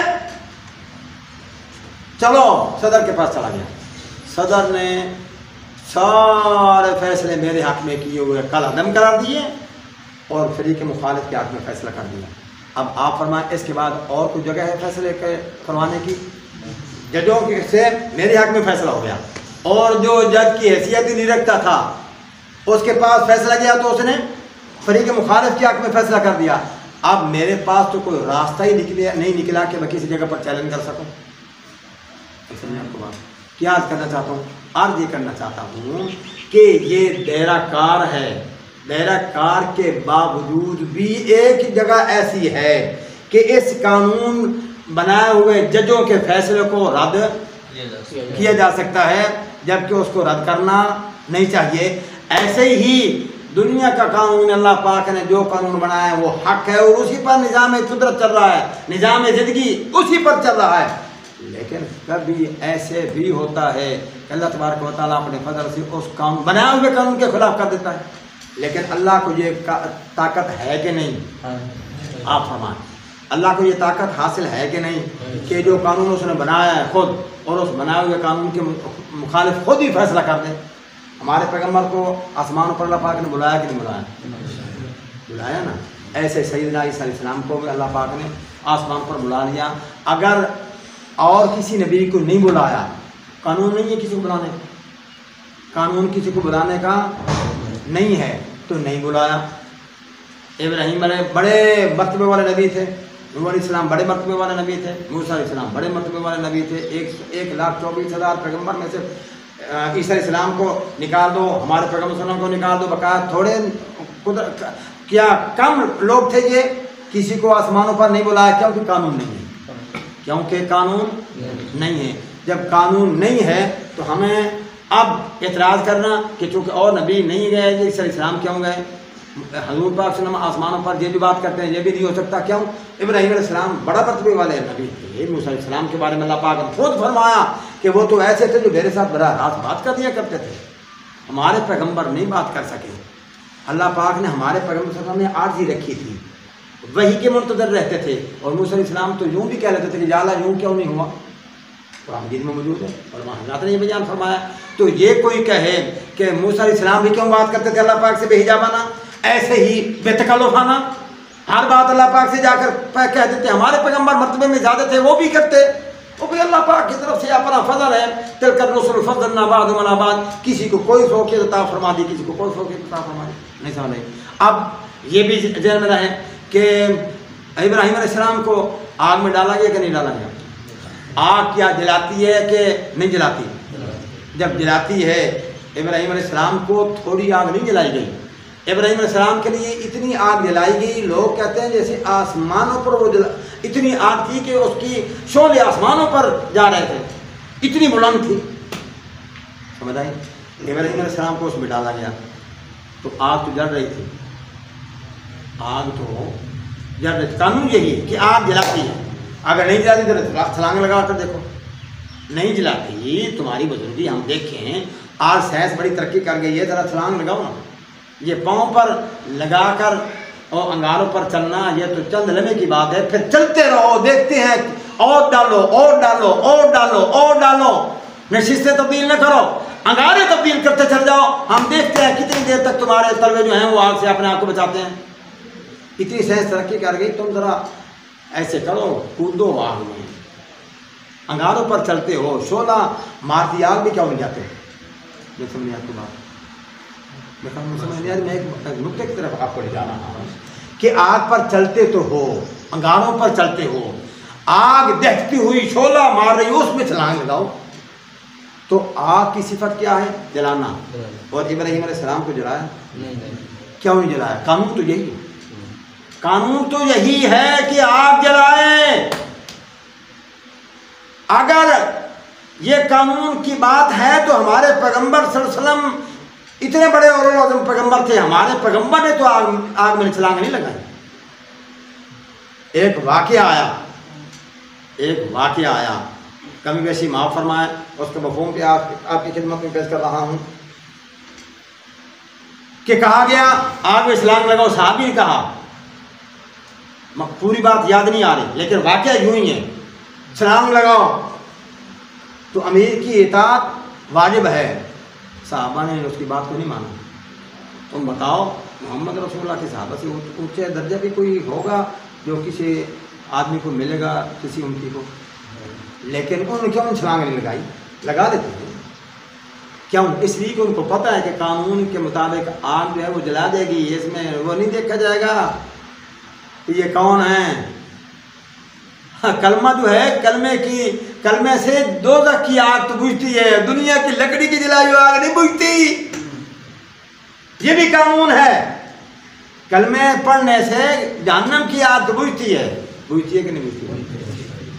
لیکن یہ کیکر کی، یہ درخت کی جلائی ہوئی آگ، کلمہ پڑھتے جاؤ، چھلانگ لگا دو، پھر دیکھو کیا ہوتا ہے. ہر بات کی اپنی خاصیت ہے. تو یہ جو ہے آگ ابراہیم علیہ السلام کے لیے اتنی بڑی آگ جلائی گئی، لیکن آگ نے ان کو جلایا نہیں. آگ جل رہی تھی کہ ختم ہو گئی تھی؟ شعلے مار رہی تھی. تو قانون تو یہی تھے کہ آگ جلا دیتی، لیکن ابراہیم علیہ السلام خود بخود آگ نے اپنے شعلے ختم کیے. پھر وہ انگارے بنے ہوئے تھے، وہ اتنا پہاڑوں جیسی وہ آگ تھی، وہ خود بخود وہ راکھ بنتے بنتے بنتے بنتے بنتے جب ختم ہوئی تو کیا دیکھا کہ ابراہیم علیہ السلام تو آرام سے بیٹھے ہوئے. کیوں؟ قانون قدرت یہ نہیں. اگر قانون قدرت ہے تو پھر کسی نبی کو دیکھو اس نے آگ میں چھلانگ لگائی، آپ لگا کر دیکھیں. کیوں؟ اس لیے کہ قانون قدرت نہیں ہے. کبھی کبھی اللہ پاک اپنے بنائے ہوئے قانون کے بھی خود مخالف کرتے ہیں کہ ان اللہ علی کل شیء قدیر. مجھے اور آپ کو پابند کیا ہے کہ قانون کے مطابق چلو. اگر تم آگ میں چھلانگ لگاؤ گے اس خیال کے ساتھ کہ میں نبی کا امتی ہوں، محمد رسول اللہ کی مجھے آگ نہیں جلائے گی، وہ خودکشی شمار ہوگی. تمہارے لیے وہ قدرت کا مظاہرہ نہیں سمجھا جائے گا کہ تمہیں ضرورت تھی. تم بے عقل ہو، تم پاگل ہو، تم پاگل پنے کی وجہ سے آگ میں اپنے آپ کو جلا رہے ہو. سمجھیں آپ کو بات؟ تو قانون کے ساتھ نظام بنایا اللہ پاک نے، سارا کا سارا نظام اللہ پاک نے دنیا کو چلایا ہے کس کے ساتھ؟ قانون کے مطابق. مولانا شرف علی تھانوی رحمۃ اللہ علیہ سے منسوب ایک بات سنی ہے، میں آپ کی خدمت میں عرض کرتا ہوں کہ اس خیال سے کہ میں فلاں وظیفہ پڑھ رہا ہوں اور اس سے روزی بڑھے گی، بڑھے گی، لہٰذا چونکہ چنانچہ کام کرنا چھوڑ دو، اب آئے گا. تو وہ فرماتے ہیں بھی کچھ بہری نکت کار وظیفے ہوتے نہ باؤ کار وظیفے برکتہ سے ہاتھوں کرتا بزرگ کروائیں دے. یعنی حضور نے فرمایا سورۃ الواقعہ پڑھا کرو، سورۃ الواقعہ پڑھ لیا کرو بس.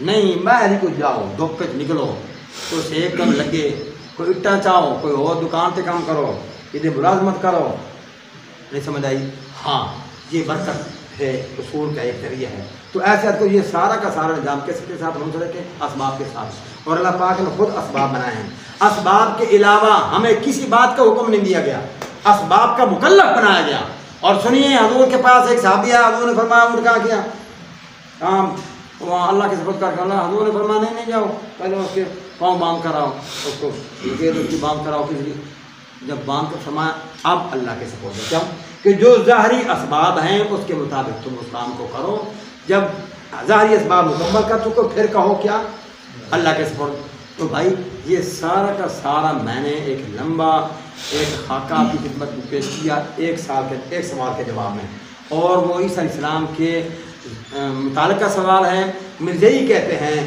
یہ سارا کا سارا قانون جو ہے وہ اللہ کا بنایا ہوا ہے اور اللہ تبارک و تعالیٰ بنائے قانون بنائے ہوئے ہیں کسی قسم کی کوئی تبدیلی اور وہ بھی قرآن مجید سے ثابت کرتے ہیں لا تبدیل لکلمات اللہ اللہ کے بنائے ہوئے فیصلوں کو کوئی تبدیل نہیں کر سکتا اور اب ہم اس میں پریشان ہوتے کہ واقعات بات تو صحیح ہم پریشان کہ بات تو صحیح لیکن اس بات کو صحیح کہنے کے ساتھ ساتھ اس بات کو بھی دماغ میں رکھیے کہ اللہ تبارک و تعالیٰ کی پوری قدرت کو ان اللہ علیہ کل شیء قدیر کے اظہار کو دماغ میں رکھو اور اللہ تبارک و تعالیٰ نے کبھی کبھی اس قسم کے اور کئی کام کیے ہیں اور پیش کیے ہیں جس میں نے آپ کی خدمت کی واقعات جب یہ واقعات ہو سکتے ہیں تو کیا عیسیٰ علیہ السلام کو اللہ پاک آسمانوں پر لے گئے یہ اللہ تبارک و تعالیٰ کی قدرت سے خلاف ہے اللہ تعالیٰ کی قدرت یہ نہیں ہو سکتی ہے آپ سنیے اس کے ساتھ ساتھ عدالت میں کیس تھا تو مرزائیوں نے یہی پیش کی بات تو ہمارے وکیل تھے مسلمانوں کے ملک رب نواز نام کے ابھی زندہ ہیں فلوٹ میں ہیں بوڑھے ہوئے ہیں تو وہ مسلمانوں کے طرف سے پیش ہو رہے تو وہ انہوں نے کہا جج صاحب کو مخاطب کر کے فرمایا سر ایک بات سنیں اگر ان کو عیسیٰ علیہ السلام کا آسمان پر جانا خلاف عقل محسوس ہوتا ہے اور اس لیے یہ بات ماننے کے لیے تیار نہیں تو مجھے یہ بات بھی سمجھ نہیں آتی کہ آدم علیہ السلام آسمان سے زمین پر کیسے آنا ہے بات اگر آسمان سے یہ پہلی منظر ہے اگر پہلی منظر سے آدمی کو چھلانگ لگا دے تو انشاءاللہ العزیز قریب کوئی ہسپتال ہے بھائی اگر دوسری منظر سے کوئی چھلانگ لگا دے 10ویں منظر سے کوئی چھلانگ لگا دے اوپر چلے جاؤ اللہ معاف فرمائے اگر جہاز کریش ہو جائے اور اس کا آدمی اللہ معاف فرمائے اللہ معاف مطلب سمجھانے کی بات یہ ہے کہ اگر چوتھی 5ویں 7ویں منظر سے کوئی آدمی چھلانگ لگا دے تو وہ آدمی زمین پر آنے سے پہلے ہی فارغ ہو جائے گا کہ ایسے کہا جا رہا ہے آئے گا تو زمین پر اس کی ہڈیاں ٹوٹ جائیں گی مر جائے گا کیا ہو جائے گا تو آدم علیہ السلام کتنی منظر سے نیچے آئے آسمان سے نیچے جو آئے تو وہ کتنا دور ہے آسمان میں یہ 10 12 15 20 منزل سے اوپر ہے آسمان کے نیچے لیکن جب نیچے آیا تو ان کو کسی قسم کی پریشانی نہیں بنی اللہ پاک نے اپنے فضل سے نیچے اتارا عیسیٰ علیہ السلام سے متعلق تو یہ بات ہے کہ جب نیچے اترے گئے تو دو فرشتوں پر ہاتھ رکھے ہوں گے لیکن آدم علیہ السلام کے نیچے اترنے کے لیے فرشتوں کا کوئی ذکر نہیں ہے جب ذکر نہیں ہے تو میں کیسے کہوں فرشتوں پر ہاتھ رکھ کر نیچے اترے پیراشوٹ انہوں نے پہنا ہوا تھا نیچے اترے اللہ پاک نے اپنے حکمت بارگاہ کے تحت آدم علیہ السلام کو نیچے اتارا نہیں حوا کو بھی اتارا آدم کو بھی اتارا اور حوا کو بھی اتارا اور نیچے اترے تو ان کو کچھ بھی نہیں ہوا تو ملک صاحب کے کہنے کے مطابق وہ نیچے آنا ہمیں سمجھ نہیں آتا کہ جب 10ویں 5ویں 7ویں 8ویں 12ویں 15ویں منزل سے کوئی نیچے آیا تو اس کی بدلے کی کوئی صورت نہیں ہے تو وہ آسمان سے آدم نیچے آیا تو وہ کیسے سمجھ لیں کہ وہ بچ گیا وہ کیسے کہتے رہے کیا وجہ ہے وجہ یہ ہے کہ اصل میں ہم نے صرف قانون کو سامنے رکھا قدرت الہی کو سامنے نہیں رکھا جب قانون ہی ہے اس کا رواج ہے لیکن اس کے ساتھ ساتھ کیا ہے قدرت الہی کو بھی سامنے رکھنا چاہیے اور اللہ تبارک و تعالیٰ کے ساتھ کیا ہے ان اللہ علی کل شیء قدیر اور اس کے ساتھ اور بات بھی سنیے اللہ پاک نے فرمایا لا یسأل عما یفعل اللہ تبارک و تعالیٰ جو کچھ کریں اس کو پوچھ نہیں سکتا ایک بڑے آدمی کا بیٹا اس نے میٹرک پاس نہیں کیا ایک غریب آدمی مسلی کا آدمی کہ بیٹا وہ اس نے ایف اے بھی کر لیا بی اے بھی کر لیا اور اے سی بھی لگ گیا ڈی سی بھی لگ گیا ہے ایسے یہ کیا ہو گیا کہ اللہ پاک ایسے ابھی اگر پنکھے چل پائے بھی ہو پنکھے اسپیکر لا تو سمجھے آپ کی بات. تو آدمی کو اس بات کا خیال رکھنا چاہیے کہ ان سوالات کا جب ہجوم ہو ہم پر یعنی اور گرم ہوائیں ان سوالوں کی آئیں تو آدمی کی ایمان کی جو اندر کی ہے پوزیشن خوشبو وہ بھی سامنے آنے چاہیے. نہیں سمجھے آپ کی بات کہ اندر کی وہ جو خوشبو ہے ایمان کی اس کو بھی ظاہر کرنا چاہیے. اور وہ کیا ہے؟ وہ ہے اللہ تبارک و تعالیٰ کی قدرت. پریشان نہ ہو مجھے ساڑھا کا سوتا کوئی لڑی بجلی آ گئی ہے نہ تو پیا ہے آرام نہ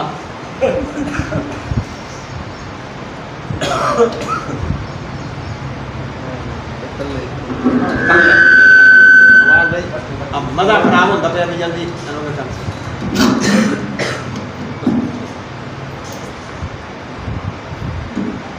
چلو بھائی بجلی آگے پتہ نہیں ساتھ کتنا دینا ہے. ہاں جی کو میں نے آج کی آپ کی خدمت میں وہ آپ کو بات سمجھ آئی. آواز دے بھی کچھ تو ہوئے مڑے دے عبداللہ کی لوڑ ہوئی.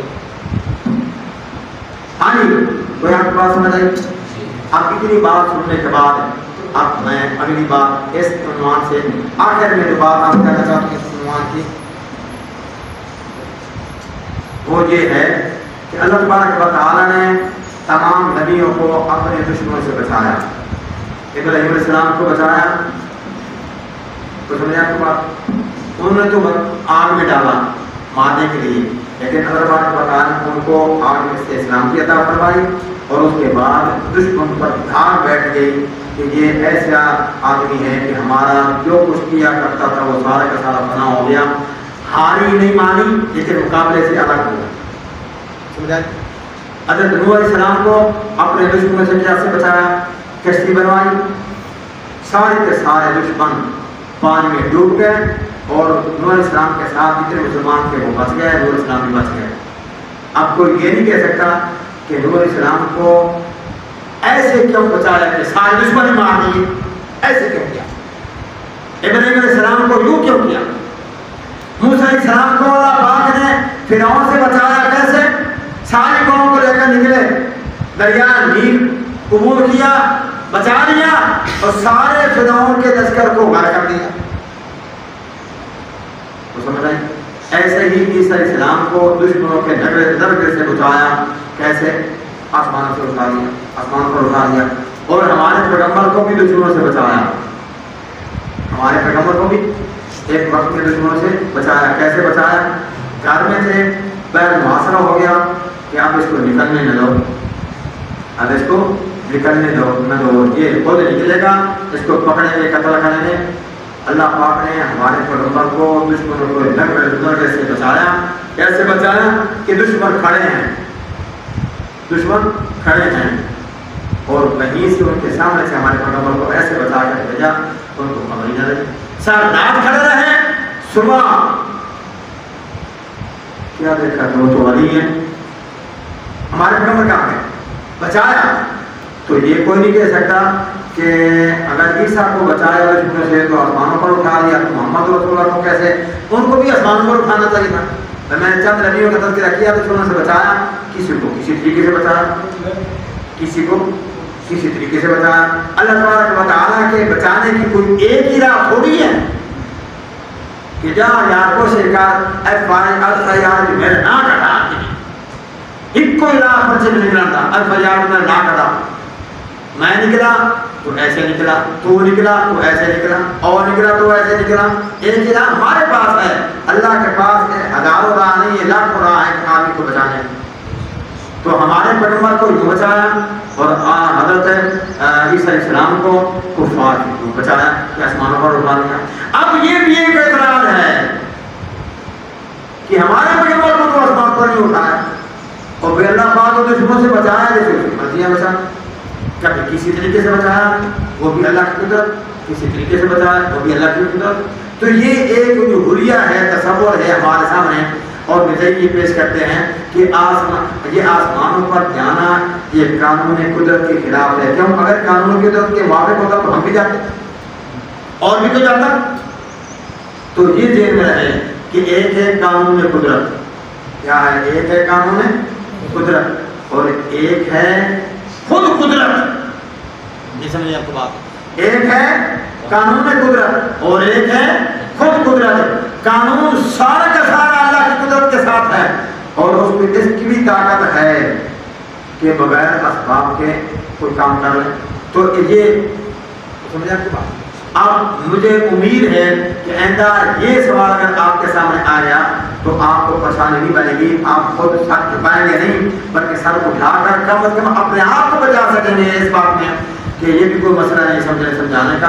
اللہ تعالیٰ کا فضل جب ہوتا ہے تو عیسیٰ علیہ السلام کو یوں کر لیا، ہمارے پیغمبر صلی اللہ علیہ وسلم کو معراج پر اٹھا دیا۔ قانون واقعتاً نہیں، قانون واقعتاً نہیں ہے، لیکن اللہ کی قدرت ہے کہ نہیں؟ اللہ کی قدرت کا ایجاد آسمانوں کے بننے پر ہوا، زمین کے بننے پر ہوا، یہ ساری کائنات کے بننے پر ہوا، ہوا چلانے پر ہوا، بادل بنانے پر ہوا، یہ سارا کائنات کا نظام جو ہے رات دن کے بننے، یہ سارا کا سارا کیا ہے؟ یہ اللہ تبارک و تعالیٰ کا قانون جو ہے اللہ تبارک و تعالیٰ خود کیا اور جب چاہتے ہیں تو اس کی تبدیلی میں لاتے ہیں، لیکن ہم پابند ہیں اسی قانون کے، ہم پابند ہیں کیا ہے؟ اسی قانون کے۔ اللہ تبارک و تعالیٰ اس قانون کے بنائے ہوئے اپنے قانون کے بھی پابند ہیں نہیں ہے، جیسے میں نے اپنی خدمت میں عرض کر دیا کہ نیچے سے لے کر سپریم کورٹ تک قانون کے پابند ہیں، قانون کے پابند ہیں، لیکن صدر ان کو معاف کو کر دے تو یہ نہیں کہا جا سکتا کہ ججوں نے فیصلہ غلط کیا، یہ قانون غلط ہے، نہیں، یہ قانون کے مطابق ہوا اور صدر کو قانون کے ماوراء اجازت ہے معافی کرنے کی۔ اللہ پاک نے سارا نظام قدرت بنا دیا اور انسانوں کو تھما دیا کہ تم نے یوں چلنا ہے، لیکن جب اللہ چاہیں اس بنائے ہوئے قانون کے خلاف بھی کرنے پر قدرت رکھتے ہیں، اور پھر جیسے صدر کو کوئی نہیں پوچھ سکتا، ایسے اللہ پاک نے اپنے متعلق فرمایا لا یسأل عما یفعل، کہ وہ اللہ کی ذات وہ ہے کہ جو کرنا چاہے اس کو کوئی پوچھ نہیں سکتی، ٹھیک ہے؟ تو آسمانوں پر اللہ پاک نے عیسیٰ علیہ السلام کو اٹھایا۔ دو روایات موجود ہیں، ایک روایت تو یوں ہے کہ عیسیٰ علیہ السلام نے اپنے ساتھیوں کو بلایا، اپنے حواریوں کو بلایا، ساتھیوں کو بلایا، صحابہ کو بلایا، اور آپ کو پتہ چل چکا اللہ پاک کی طرف سے کہ یوں وہ آپ کو قتل کرنا چاہتے ہیں، یوں آپ کو قتل کرنا چاہتے ہیں۔ فلما احس عیسیٰ علما حضرات، آپ کو بتا نہیں رہا، آپ کو پتہ ہے، یہ بات آگے تفصیلی حوالے کے ساتھ آپ حضرات سے کرتے رہیں۔ فلما احس عیسیٰ منهم الکفر قال من انصاری الی اللہ، یعنی جب محسوس کیا اللہ تبارک و تعالیٰ کے پیغمبر عیسیٰ علیہ السلام نے کہ مجھے قتل کیا جا رہا ہے یا میرے قتل کرنے کے منصوبے بن رہے ہیں، تو پھر آگے ہے من انصاری الی اللہ، تمام آپ کو بلا فرمایا تم میں سے کون ہے میری مدد کرے؟ قال نحن انصار اللہ، ہم ہیں تمہارا مدد کرنے والے، ٹھیک ہے؟ پھر عیسیٰ علیہ السلام نے فرمایا پھر دیکھو بات سنو، بات تو ختم ہو رہی ہے، عیسیٰ علیہ السلام کی بات ہی ختم ہو رہی ہے۔ فرمایا کون ہے میری مدد کرنے والا؟ ان کا ہم تمہاری مدد کرنے والے ہیں۔ عیسیٰ علیہ السلام نے فرمایا اچھا پھر دیکھو کوئی ہے تم میں سے ایسا آدمی کہ میری جگہ پر قتل ہو جائے؟ سمجھا کہ بات مجھے قتل کرنا چاہتے ہیں، کوئی ہے جو میری جگہ پر قتل ہو جائے؟ اپنے آپ کو پیش کرے، جو اس کے لیے تیار ہو قیامت کے دن جنت کرنا ہے ذمہ دار، مفہوم مت کرنا، ایک ساتھ مل کر میں آ جاؤں۔ تو عیسیٰ علیہ السلام اسی اسنا میں جبرائیل تشریف لائے، اللہ پاک نے جبرائیل کو یہ حکم کیا کہ عیسیٰ کو لے کر آؤ، عیسیٰ کو اوپر لے کر چلے گئے، اور وہی آدمی جس نے کہا تھا کہ میں تیری جگہ پر قتل ہونے کے لیے تیار ہوں، اللہ پاک نے اس کی شکل عیسیٰ علیہ السلام کی کر دی، اور جب دھاوا بولا گیا پکڑا گیا تو عیسیٰ علیہ السلام سمجھ کر ان کو قتل کر دیا گیا اور وہ قتل ہو گئے۔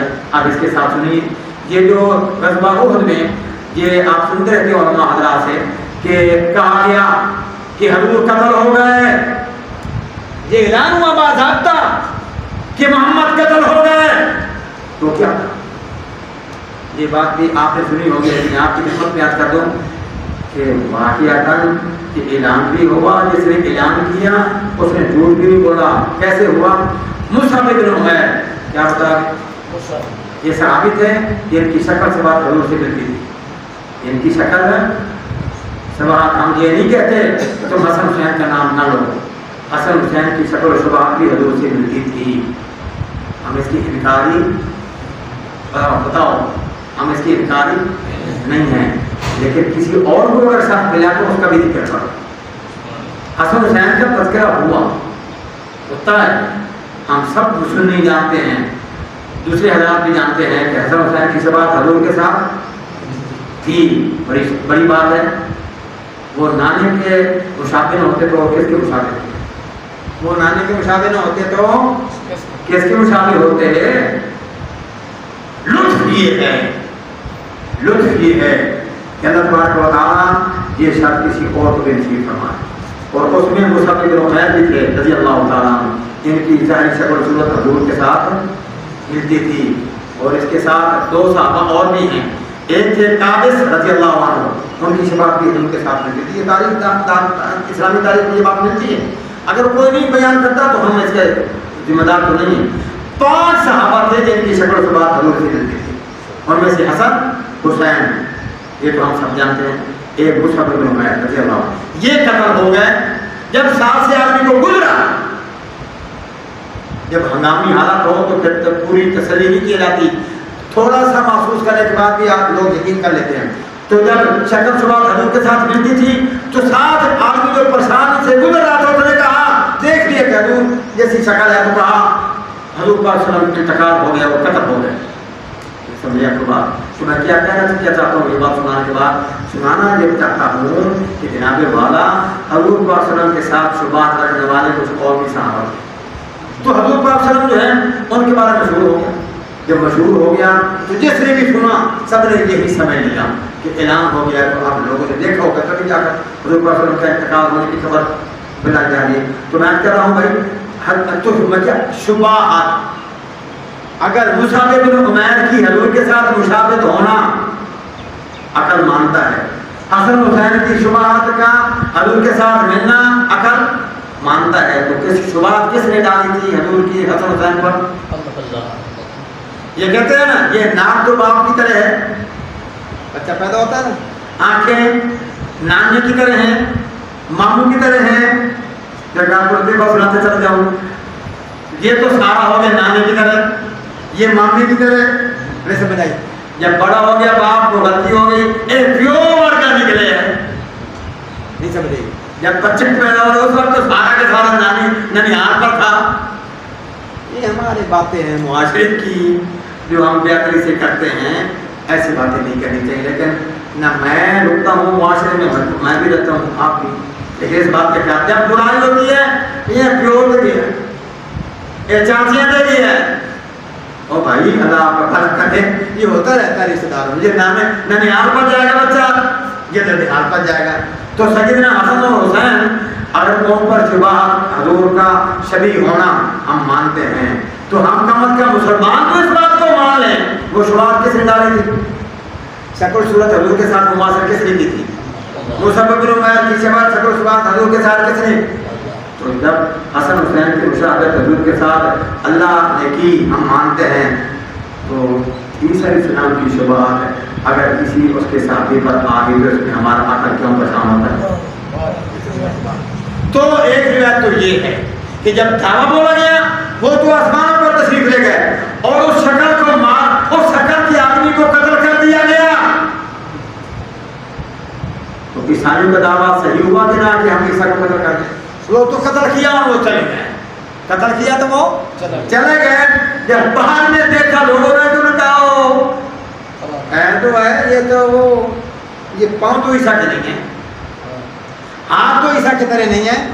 یہودیوں نے بھی دیکھ لیا، ان کے ساتھ جو آدمی تھے انہوں نے قتل تو کر دیا اسے سمجھ کر۔ ایک بات تو یہ ہے جس کو اللہ پاک نے ارشاد فرمایا وَلَٰكِنْ شُبِّهَ لَهُمْ، تو وہ تو آسمانوں پر عیسیٰ تشریف لے گئے، قتل کرنے والے عیسیٰ سمجھ کر قتل کر دیا۔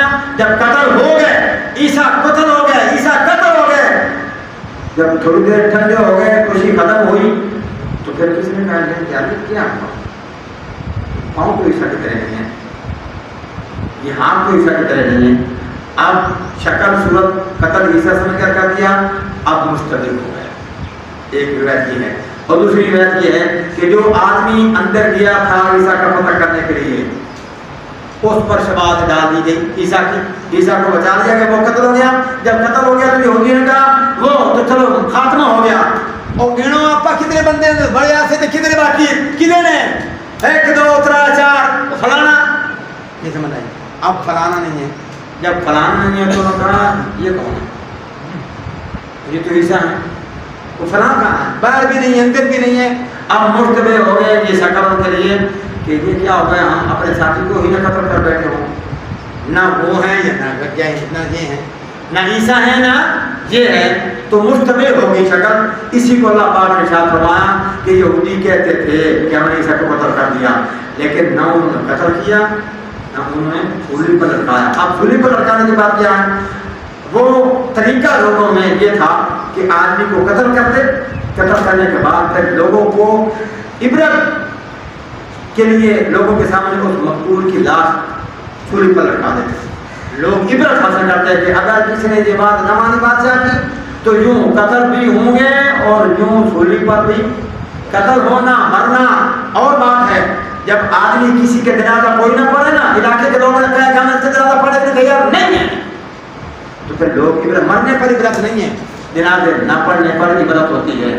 اور یار چھوڑو ساری گلنا, جنازے کسی بھی پڑھنا یار, اگر اس کی حالت ہم پکڑے گئے تو یہ عبرت کے لیے ہوا کرتا تھا کہ قتل بھی کرتے تھے اور سولی پر بھی لٹکاتے تھے. اللہ پاک نے دونوں کی نفی کی, ما قتلوہ وما صلبوہ. ایک بات. دوسری بات سنیے کہ قتل کا دعویٰ, یہودیوں کا دعویٰ قتل کا اور ان کا دعویٰ سولی پر لٹکانے کا, وہ یہ کہتے ہیں ہم نے قتل کر دیا. سولی پر لٹکانے کا ان کا دعویٰ نہیں ہے. جب میں نے یہ بات پہلے عرض کر دی کہ اس وقت ہوتا تھا یہ تھا کہ قتل بھی کرتے تھے سولی پر بھی لٹکاتے تھے. جب قتل ہو گیا سولی کی ضرورت ہی نہیں, ہم نے کہا کہ ہم نے قتل کر دیا, عبرت کے لیے لٹکاتے تھے, تو قتل کی بھی نفی کر دی, سولی کی بھی نفی کر دی. اس اعتبار سے دونوں باتیں یہودیوں کے دور کے مطابق ہوئی, نہ انہوں نے قتل کیا نہ انہوں نے سولی پر لٹکایا. لیکن دوسری بات بھی ہے کہ یہودیوں کا دعویٰ تھا کہ ہم نے قتل نہیں کیا. اب عیسائی بعد میں کہنے لگے کہ عیسیٰ علیہ السلام جو ہیں وہ قتل تو نہیں ہوئے لیکن سولی پر لٹکا دیے گئے, وہی مر گئے. مرنے کے بعد پھر نیچے اترے, زندہ ہو گئے, پھر آسمان پر اٹھائے گئے. تو اللہ پاک نے اس عیسائیوں کے عقیدے کا بھی رد کیا کہ جیسے عیسائی کہتے ہیں کہ سولی پر لٹکایا گیا, وہ سولی پر لٹکے بھی دونوں وقت نے آپ کی خدمت رد کر دیا. یہودیوں کا رد بھی ہے اور عیسائیوں کا بھی رد ہے. کچھ سمجھ آپ کے بعد تو اس اعتبار سے دونوں گروپوں کا رد اللہ پاک نے فرمایا یہودی بھی اپنے کہنے میں غلط ہیں اور عیسائی بھی اپنے کہنے میں غلط ہیں. بات کیا ہے؟ بات یہ ہے کہ نہ وہ قتل ہوئے نہ وہ پھانسی پر لٹکائے گئے, بلکہ اللہ پاک نے آسمان پر ان کو اٹھا لیا. اور پھر کیا ہے, قرب قیامت میں نزول فرمائیں گے. اس کے ساتھ ملتی جلتی ایک بات میں کرتا ہوں, بات بکھر گئی ہوں, میں سمجھانے کے لیے سارا وقت تبدیل کرتا رہا, اور وہ یہ ہے کہ جناب والا اگر اتنا بڑا اہم مسئلہ تھا عیسیٰ کے آسمان پر جانے کے لیے تو کوئی لمبی چوڑی اس پر بات نہیں قرآن نے کی. ایک آیت ہے برفع اللہ, اس کا معنی یہ بھی کیا جا سکتا ہے, اس کا معنی یہ بھی کیا جا سکتا ہے. ایک ہی آیت ہے, اس پر اور لمبی چوڑی بات تو ہے نہیں قرآن ہے, تو اس میں یہ اقیم الصلاۃ, نماز کا حکم ہو, صرف نماز کا حکم. اب نماز کیا ہے, الحمد سے لے کر بننا تک کو بتا سکتا ہے نماز کی شکل کیا ہے. جیسا میں آپ بات فرماتے گزشتہ کی بات آپ فرمایا قرآن مجید پڑھیں 30 پارے, قرآن مجید میں واقعی الصلاۃ, نماز قائم کرو. نماز کی شکل کیا ہے, 5 وقت کہاں ہے, کتنی رکعتیں ہیں, سنت کی کتنی ہیں, نفل کتنے ہیں, وتر کیا ہیں, قرآن میں کسی بارے میں ہے نہیں ہے. تو صرف ایک بات ہے واقعی الصلاۃ, مختلف رنگوں میں عقیم الصلاۃ, عقیم الصلاۃ, ایک ہی بات ہے, نماز کو قائم کرو بس. کیا ہے نماز؟ یہ قرآن نے سوائے عقیم الصلاۃ کے علاوہ بلکہ الصلاۃ, اس کے علاوہ قرآن نے نماز سے متعلق کوئی بات کہی نہیں ہے. تو ایک بات کر دی قرآن مجید نے اور اس کی ساری تفصیل حدیث نے سنبھال لی. قرآن نے زکات ادا کرو, وہ ہے کیا, اتنی بات اللہ نے فرما دی, زکات ادا کرو. اس کی جتنے مسائل ہیں وہ سارے کے سارے حدیث نے سنبھال دی. نہیں سمجھ آئی, حکم بھی اور اس کی شرح بھی دونوں اسلام میں آ گئی. حکم قرآن نے دے دیا اور اس کی تفسیر کیسے دے دی؟ حدیث سے دے دی. ایسے ہی قرآن مجید میں آیا بل رفعہ اللہ، اس سے وضاحت جو ہے وہ حدیث میں آ گئی. وہ کیا ہے؟ جبریل تشریف لائے آسمان پر لے گئے. اور دوسرا سنو، نزول کا تذکرہ اتنا حدیث میں ملتا ہے اور وہ کیا کام کریں گے ابتدا سے انتہا تک، کیسے حکومت کریں گے، وہ کیا کیا کام کریں گے، ساری تفصیل سے بیان فرما دی. جیسے نماز کے ہر رکن کا ذکر کر دیا، ایسے نزول کے بعد ہر کام عیسیٰ علیہ السلام کا جب تھا اس کا ذکر کر دیا، حتیٰ کہ اولاد کا ذکر کر دیا اور کہ خاندان کس میں شادی کریں گے، اور اس کے ساتھ ساتھ فوت ہوں گے، جنازہ پڑھیں گے، دفن کہاں ہوں گے، اس کا بھی تذکرہ کر دیا. تفسیر حدیث میں موجود ہے. تو سمجھے آپ کی بات. لیکن اس کے ساتھ ایک بات اور اضافہ کر کے بات کرنے کی طرف لے جا رہا ہوں کہ سیدنا مہدی علیہ السلام کسی ماحول میں خلیفہ جو ہے وہ فوت ہو چکا ہوگا. اب اس کے بعد لوگ پریشان ہوں گے کہ خلیفہ کس کو بنائیں. یہ اس خیال سے مکہ میں ہوں گے، مکہ میں ان کی پیدائش ہوگی، اس خیال سے کہ کوئی لوگ مجھے ہی نہ منتخب کر دیں. آج بھی کہا جاتا ہے آپ کے ووٹ کا صحیح اقدار، اسلامی حکومت میں اسلام آپ کے ووٹ کا صحیح اقدار نہیں کہا جاتا. اسلام نے کہا خبردار اگر اس کا تصور بھی لے آئے تو مجھے خلیفہ بناؤ، خبردار ایسا دماغ میں نہ لانا. اگر تم نے ایسا کام کیا اور تمہیں حکومت مل گئی تو وہ حکومت تمہارے سپرد ہوگی، تم جانا تمہارا کام جانے، ناکام ہو یا کامیاب. اگر اللہ تعالیٰ کی طرف سے لوگوں نے کہ دل میں یہ بات ڈالے گی اور تجھے حکومت میں بادشاہ مل گئی تو آپ سنیے اللہ پاک فرماتے ہیں اگر کسی نے تمہیں خلیفہ بنا دیا ہے، تمہاری خواہش نہ تھی تو آپ یوں سمجھو کہ میں نے تمہیں خلیفہ بنا ہے، یہ سارے کام میں تمہارے سامنے. یہ کہنا کہ مجھے حکومت دے دی جائے یہ اسلام کی اجازت نہیں ہے. تو سمجھا آپ کی بات. تو ایسے ہی بھائی وہ خلیفہ چننے کی کوشش ہوگی، کسی کو بنا دیا جائے تو یہ بھاگ کر نکلیں گے، مکہ شریف میں آ جائیں گے اور اس خیال سے کہ مجھے نہ چھوڑ لے. یہاں جب آئیں گے تو طواف کر رہے ہوں گے، تو طواف کرتے کرتے ان کو پہچان لیا جائے گا اور پہچاننے کے بعد ان کو نہیں کرنے کے باوجود بھی ان کے ہاتھ پر بیعت کر لی جائے گی. جیسے میں نے آپ کو بات جب بیعت کر لی جائے گی تو پھر اعلان بھی ہو جائے گا. اعلان کرنے کے بعد ایک جنگ کی ضرورت پڑے گی، لوگ اکٹھے ہوں گے شام میں اور اس کی تیاری کر رہے ہوں گے. اور ایک روایت کے مطابق عصر کی نماز کا ٹائم ہوگا کہ مسجد کے اوپر عیسیٰ علیہ السلام کا نزول ہوگا. سمجھے تو بات. نیچے اتریں گے، نیچے اترنے کے بعد تکبیر کہی جا چکی ہوگی تو مہدی وہ فرمائیں گے حضرت عیسیٰ علیہ السلام کو کہ آپ نبی ہیں، اپنے وقت کے میرے سے عظیم المرتبہ ہیں، تو آئیں نماز کروائیں. تو عیسیٰ علیہ السلام فرمائیں گے نہیں، کیونکہ تکبیر تیرے لیے کہی جا چکی ہے، تکبیر تیرے لیے کہی جا چکی ہے، اس لیے جماعت تم کراؤ. یہ کب ہوگی بات کہ تکبیر تمہارے لیے کہی جا چکی ہے؟ کب ہوگی بات؟ جب عیسیٰ علیہ السلام اور مہدی کا یہ معاملہ ہوگا قیامت سے پہلے جب یہ دونوں بزرگ اکٹھے ہوں گے. لیکن ابتدا ہی سے یہ قانون رائج ہے اس وجہ سے کہ یہ واقعہ پیش آئے گا. فقہاء نے لکھا کہ اگر میرے لیے تکبیر کہی جا چکی ہے اور کوئی بزرگ آ گیا ہے تو اس بزرگ کو مصلی پر کھڑے کرنے کے بجائے میں مصلی پر کھڑا ہوں، میں ہی جماعت کر رہا ہوں. کیا مطلب نہیں سمجھ آئی؟ ضرورت اس بات کی کب پڑے گی بتائیں بھائی؟ ضرورت کب پڑے گی؟ اس وقت ضرورت ہے. کیوں کہ مہدی امتی ہیں اور عیسیٰ علیہ السلام اپنے وقت کے نبی تھے، عظیم المرتبہ آدمی ہیں. مہدی کی شخصیت اور عیسیٰ علیہ السلام کی شخصیت ایک نہیں ہے. وہ عظیم المرتبہ آدمی ہیں، نبی اور نبوت پہ مرتبہ پر فائز ہو چکے ہیں اور مہدی نبی. اب یہاں ضرورت پڑ گئی کہ مصلی پر مہدی کھڑے ہیں، مقتدی نبی نہ ہو بلکہ امام بنے. اس وقت ضرورت پڑی اور عیسیٰ علیہ السلام کہیں گے نہیں بھائی نہیں، تکبیر کس کے لیے کہیں گی؟ اور میں اور آپ اگر اکٹھے ہو جاتے ہیں، میں اور آپ سے مراد میں اور آپ نہیں ہیں. یوں سمجھو عطا اللہ بخاری اور آج کا کوئی خطیب اکٹھا ہو جاتا ہے، خواجہ خان محمد اور آج کا دور کا کوئی खतीब इकट्ठा हो जाता है। बुजुर्ग कौन है? ख्वाजा साहब। आज जरूरत नहीं है, क्यों नहीं है?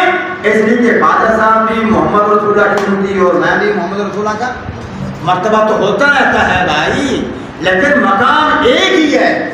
वो भी नबी का उम्मती, मैं भी नबी का उम्मती। मैं भी सहाबी नहीं, ख्वाजा खान मोहम्मद भी सहाबी।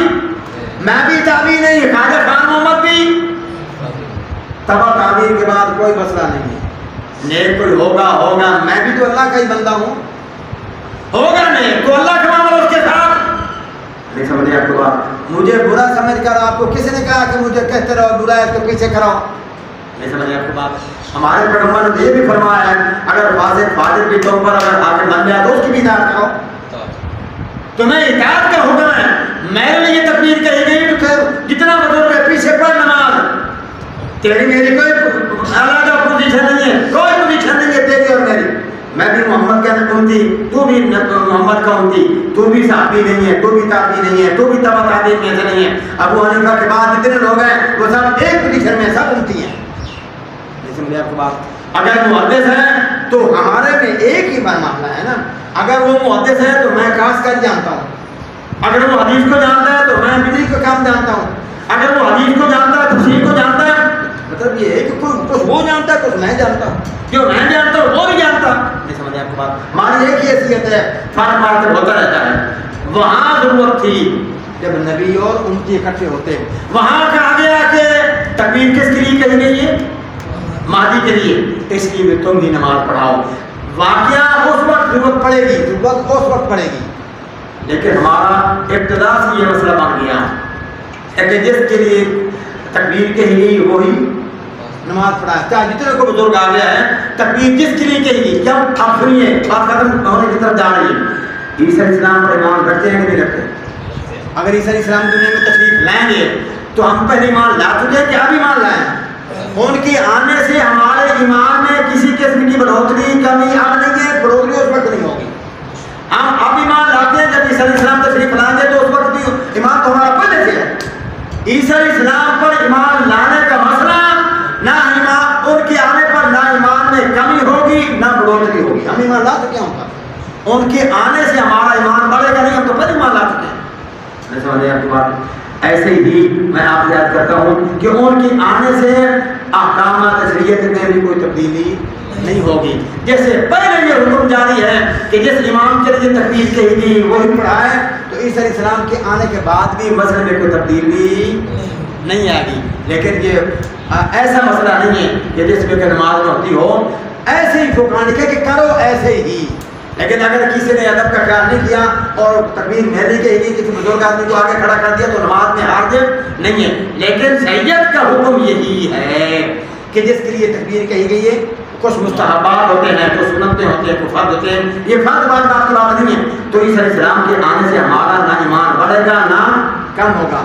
लेकिन मिर्जा गुलाम अहमद कादियानी ईसा इस्लाम को मान लिया जाए तो हम उनको मसीह नहीं मानते। हमारा ईमान अब अगर कमज़ोर है तो ईमान उसके मानने पर बढ़ेगा कि नहीं बढ़ेगा? नहीं समझे आपको बात? अगर मिर्जा को हम मानते हैं, अब हम पहले उनको नहीं मानते थे, हम उनको पहले नहीं मानते थे, हमारा ईमान कमज़ोर था। अब हमने मान लिया है माज़ला तो हमारा ईमान बढ़ गया ना। लेकिन वो अल-यौमा अकमलतु लकुम दीनकुम कहाँ गया? वो जो कुछ मनवाना था हजूर मनवा गए। ईसा के आने से न हमारा ईमान बढ़ेगा न अब कम है। ईसा के आने से न शरीयत में कोई फर्क पड़ेगा न अब है। जैसे शरीयत आज है, ईसा के आने के बाद भी शरीयत ऐसे ही रहेगी। तो समझिए आपको बात? मेरे ख्याल में बात को मुझे कहा गया 1 बजे तक चलें, अब 1 तो हो गया, लेकिन वो भी मौजू छोड़ना पड़ा और ये भी मौजू छोड़ा जा रहा है। अब मेरे ख्याल में जो कुछ मैं आपकी खिदमत में अर्ज़ करना चाहता था उसका कुछ न कुछ खुलासा आपकी खिदमत में आ गया होगा। कुछ पहलू आपके सामने आ गए। आप में से अगर कोई सवाल करना चाहे तो भाई वो बात तो नहीं है कि हज़ूर ने फरमाया सवाल को मैं जवाब दूँगा। नहीं समझिए आपको बात? बहरहाल अगर आप में से कोई सवाल करना चाहे इसी उन्वान से सवाल करो, मैं जवाब देने की कोशिश करूँगा। अगर जवाब न दे सका तो बात सुने कि ये भी डॉक्टर अच्छे होने की निशानी है कि अगर वो इलाज न कर सके तो किसी अच्छे डॉक्टर के पास ले जाए। سمجھے آپ بات؟ آپ میرے پاس ہیں، میں آپ کا علاج نہیں کر سکتا، میں نے کی ہفتہ آپ کا علاج کیا، سمجھ نہیں آئی، جو مجھے سمجھ تھی میں نے علاج کیا، سمجھ نہیں آئی، صحت آپ کو نہیں ہوئی، تو بہتر یہ ہے کہ میں آپ کو ساتھ لے جاؤں یا یہ کہوں کہ مجھے سمجھ نہیں آ رہی، آپ فلاں ڈاکٹر کے پاس لے کر چلے جائیں۔ تو اگر آپ سوال کریں گے جواب آئے گا تو دوں گا، اور انشاءاللہ دوں گا، اور اگر نہ آیا تو میں آپ سے مہلت لے کر کسی اچھے ڈاکٹر سے جواب لے کر آپ کو خدمت میں پیش کروں۔ سمجھے آپ کی بات؟ تو میرے خیال کے مطابق یہ ہے کہ اگر میں یہ بھی کہہ دوں آپ سے کہ مجھے سوال جواب نہیں آ رہا، تو میں وعدہ رہا آپ سے ٹیلی فون پر بتا دوں گا یا تحریر کے اعتبار سے بتا دوں گا، تو یوں نہ سمجھنا کہ جواب میں نہ دے سکا۔ ہوتا ہے کہ آدمی کے پاس بہت کم علم ہے، لیکن فرمائے اگر بات کرنا چاہے۔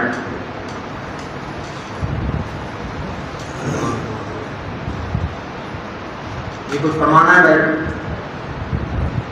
بس ایک سوال کا جواب میں آپ سوال اٹھاتا ہوں، آپ سوال سن لیں، کوئی دماغ میں آتا ہے تو پوچھ لیں، وغیرہ میں اس بات کو ختم کرتا ہوں۔ اس پر ایک سوال میں سے ایک سوال ہے کہ عیسیٰ علیہ السلام جو ہیں، عیسیٰ علیہ السلام سمجھان کو بات، عیسیٰ علیہ السلام آسمان پر تشریف لے گئے اور مرتبے میں ہمارے حضور زیادہ شان والے ہیں عیسیٰ علیہ السلام بولیے؟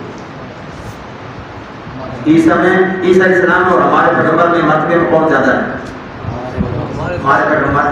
تو یہی کہتے ہیں کہ اگر آسمانوں پر جانا مقدر ہی تھا تو ہمارے نبی کی شان زیادہ ہے، آسمانوں پر اٹھایا جاتا کس کو؟ ہمارے پیغمبر کو صلی اللہ علیہ وسلم۔ تو یہ بھی ایک ایسی بات ہے جو عام آدمی پریشان ہونے کے بعد تو ٹھیک ہے، تو عیسیٰ علیہ السلام کو آسمان پر موجود اٹھایا ہوا ہے۔ تو میں آپ کی خدمت بیان کرتا ہوں کہ مرتبے جو اللہ تعالیٰ کی طرف سے ملتے ہیں وہ اوپر نیچے ہونے سے تبدیل نہیں، سمجھے آپ کو بات؟ مرتبے جو اللہ تعالیٰ کی طرف سے ملتے ہیں وہ اوپر نیچے ہونے سے تبدیل نہیں ہوتے، اور دنیا میں بھی ایسے ہی ہے۔ اگر میں صدر پاکستان بن جاؤں، وزیر اعظم بن جاؤں، کیا میں اپنے اساتذہ اور اپنے والدین سے مرتبے میں بڑھ جاؤں گا؟ نہیں سمجھے آپ کی بات؟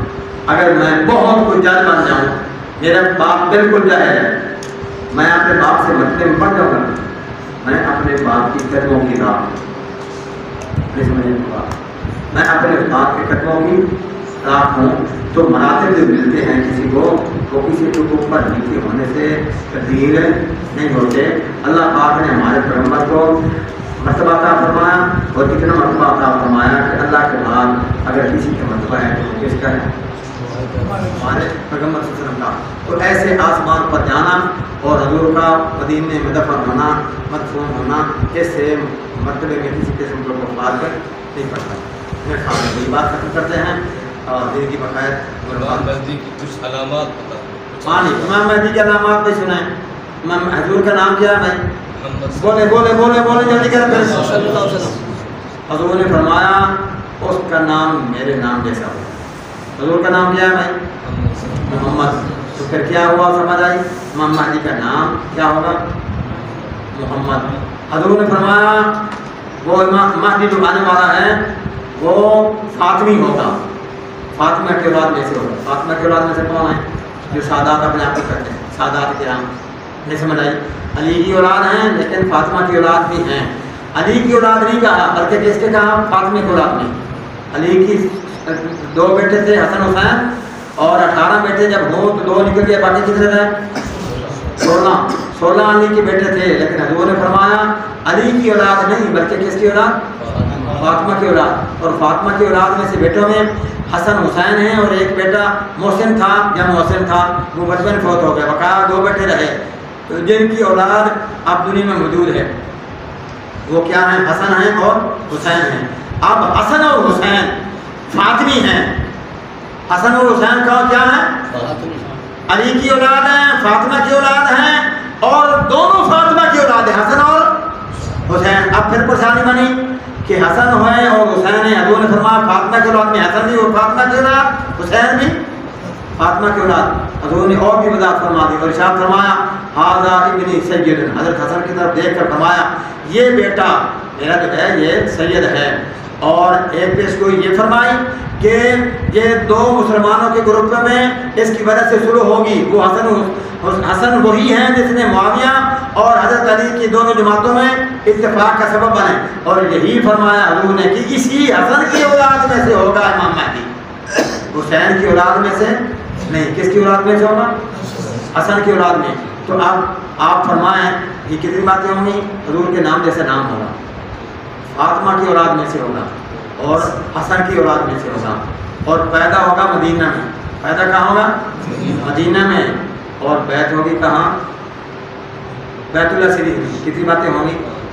اور بھائی ایک بات اس میں اور بھی آپ کو سنا دوں کہ مرزائی کہتے ہیں کہ حضور نے فرمایا عیسیٰ علیہ السلام کا نام لے کر کہ جب وہ آئیں گے یملأ الارض قسطا وعدلا، عیسیٰ آئیں گے تو زمین کو عدل و انصاف سے بھر دیں گے.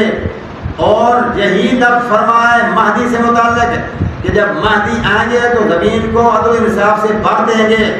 تو مرزائی کہتے ہیں کہ اصل میں یہ ایک ہی بات کا تذکرہ ہے.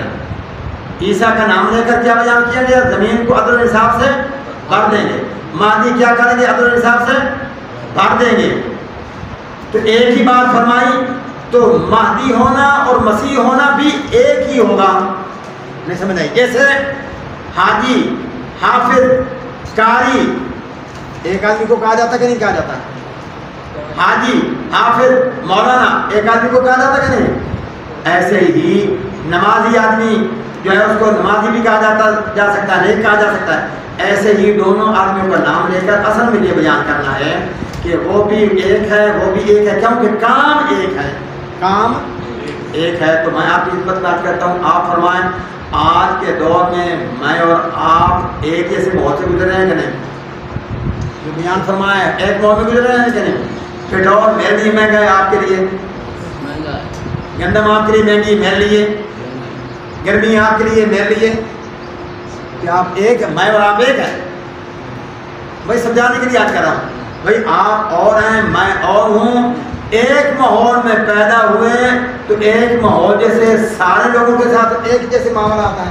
مہنگائی میں ہم پس رہے ہیں سارے کے سارے، سارے کے سارے، حتیٰ کہ وہ لوگ بھی مہنگائی کا رونا رو رہے ہیں جن کے پاس کروڑوں روپے ہیں.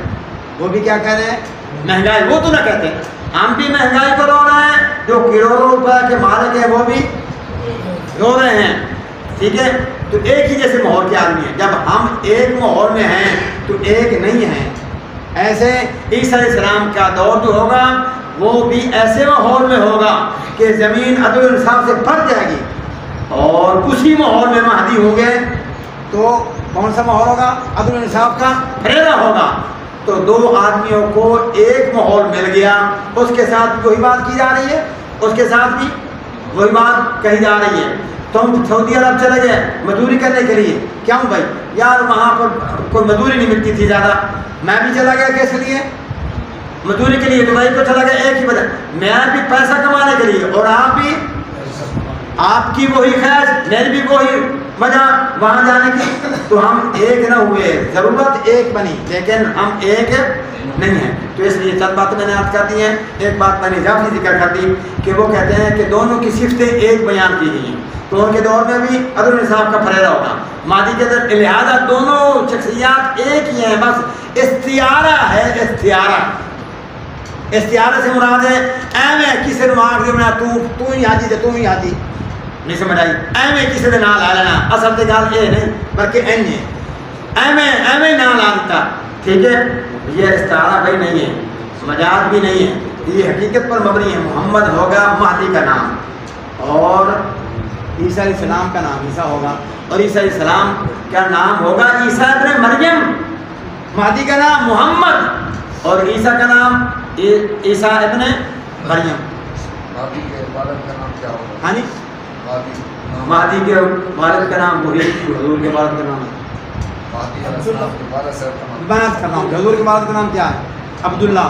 حضور کے والد کا نام بھی عبداللہ ہوگا. لیکن ایک بات میں وضاحت کرتا چلوں، سیدنا مہدی کی والدہ سے متعلق کوئی روایت نہیں ملی. کچھ سمجھ نہیں آئی؟ مہدی علیہ السلام کے والدہ سے متعلق کوئی روایت مصدقہ نہیں ملی کہ ان کی والدہ کون ہوگی. لوگ بیان کرتے ہیں تو ان کی والدہ کا نام بھی آمنہ ہوگا، لیکن یہ روایت بیان بھی ہو رہی ہے روایات وجود بھی ہے، لیکن جیسے کہتے ہیں نا کہ بہت کمزور روایت ہے، محققین نے لکھا کہ والدہ سے متعلق کوئی تحقیقی روایت نہیں مل سکی۔ والد سے بات یقینی ہے کہ ان کے بعد کا نام، باپ کا نام بھی وہی ہوگا جو حضور کے والد کا نام ہے۔ حضور کے والد کا نام کیا ہے جی؟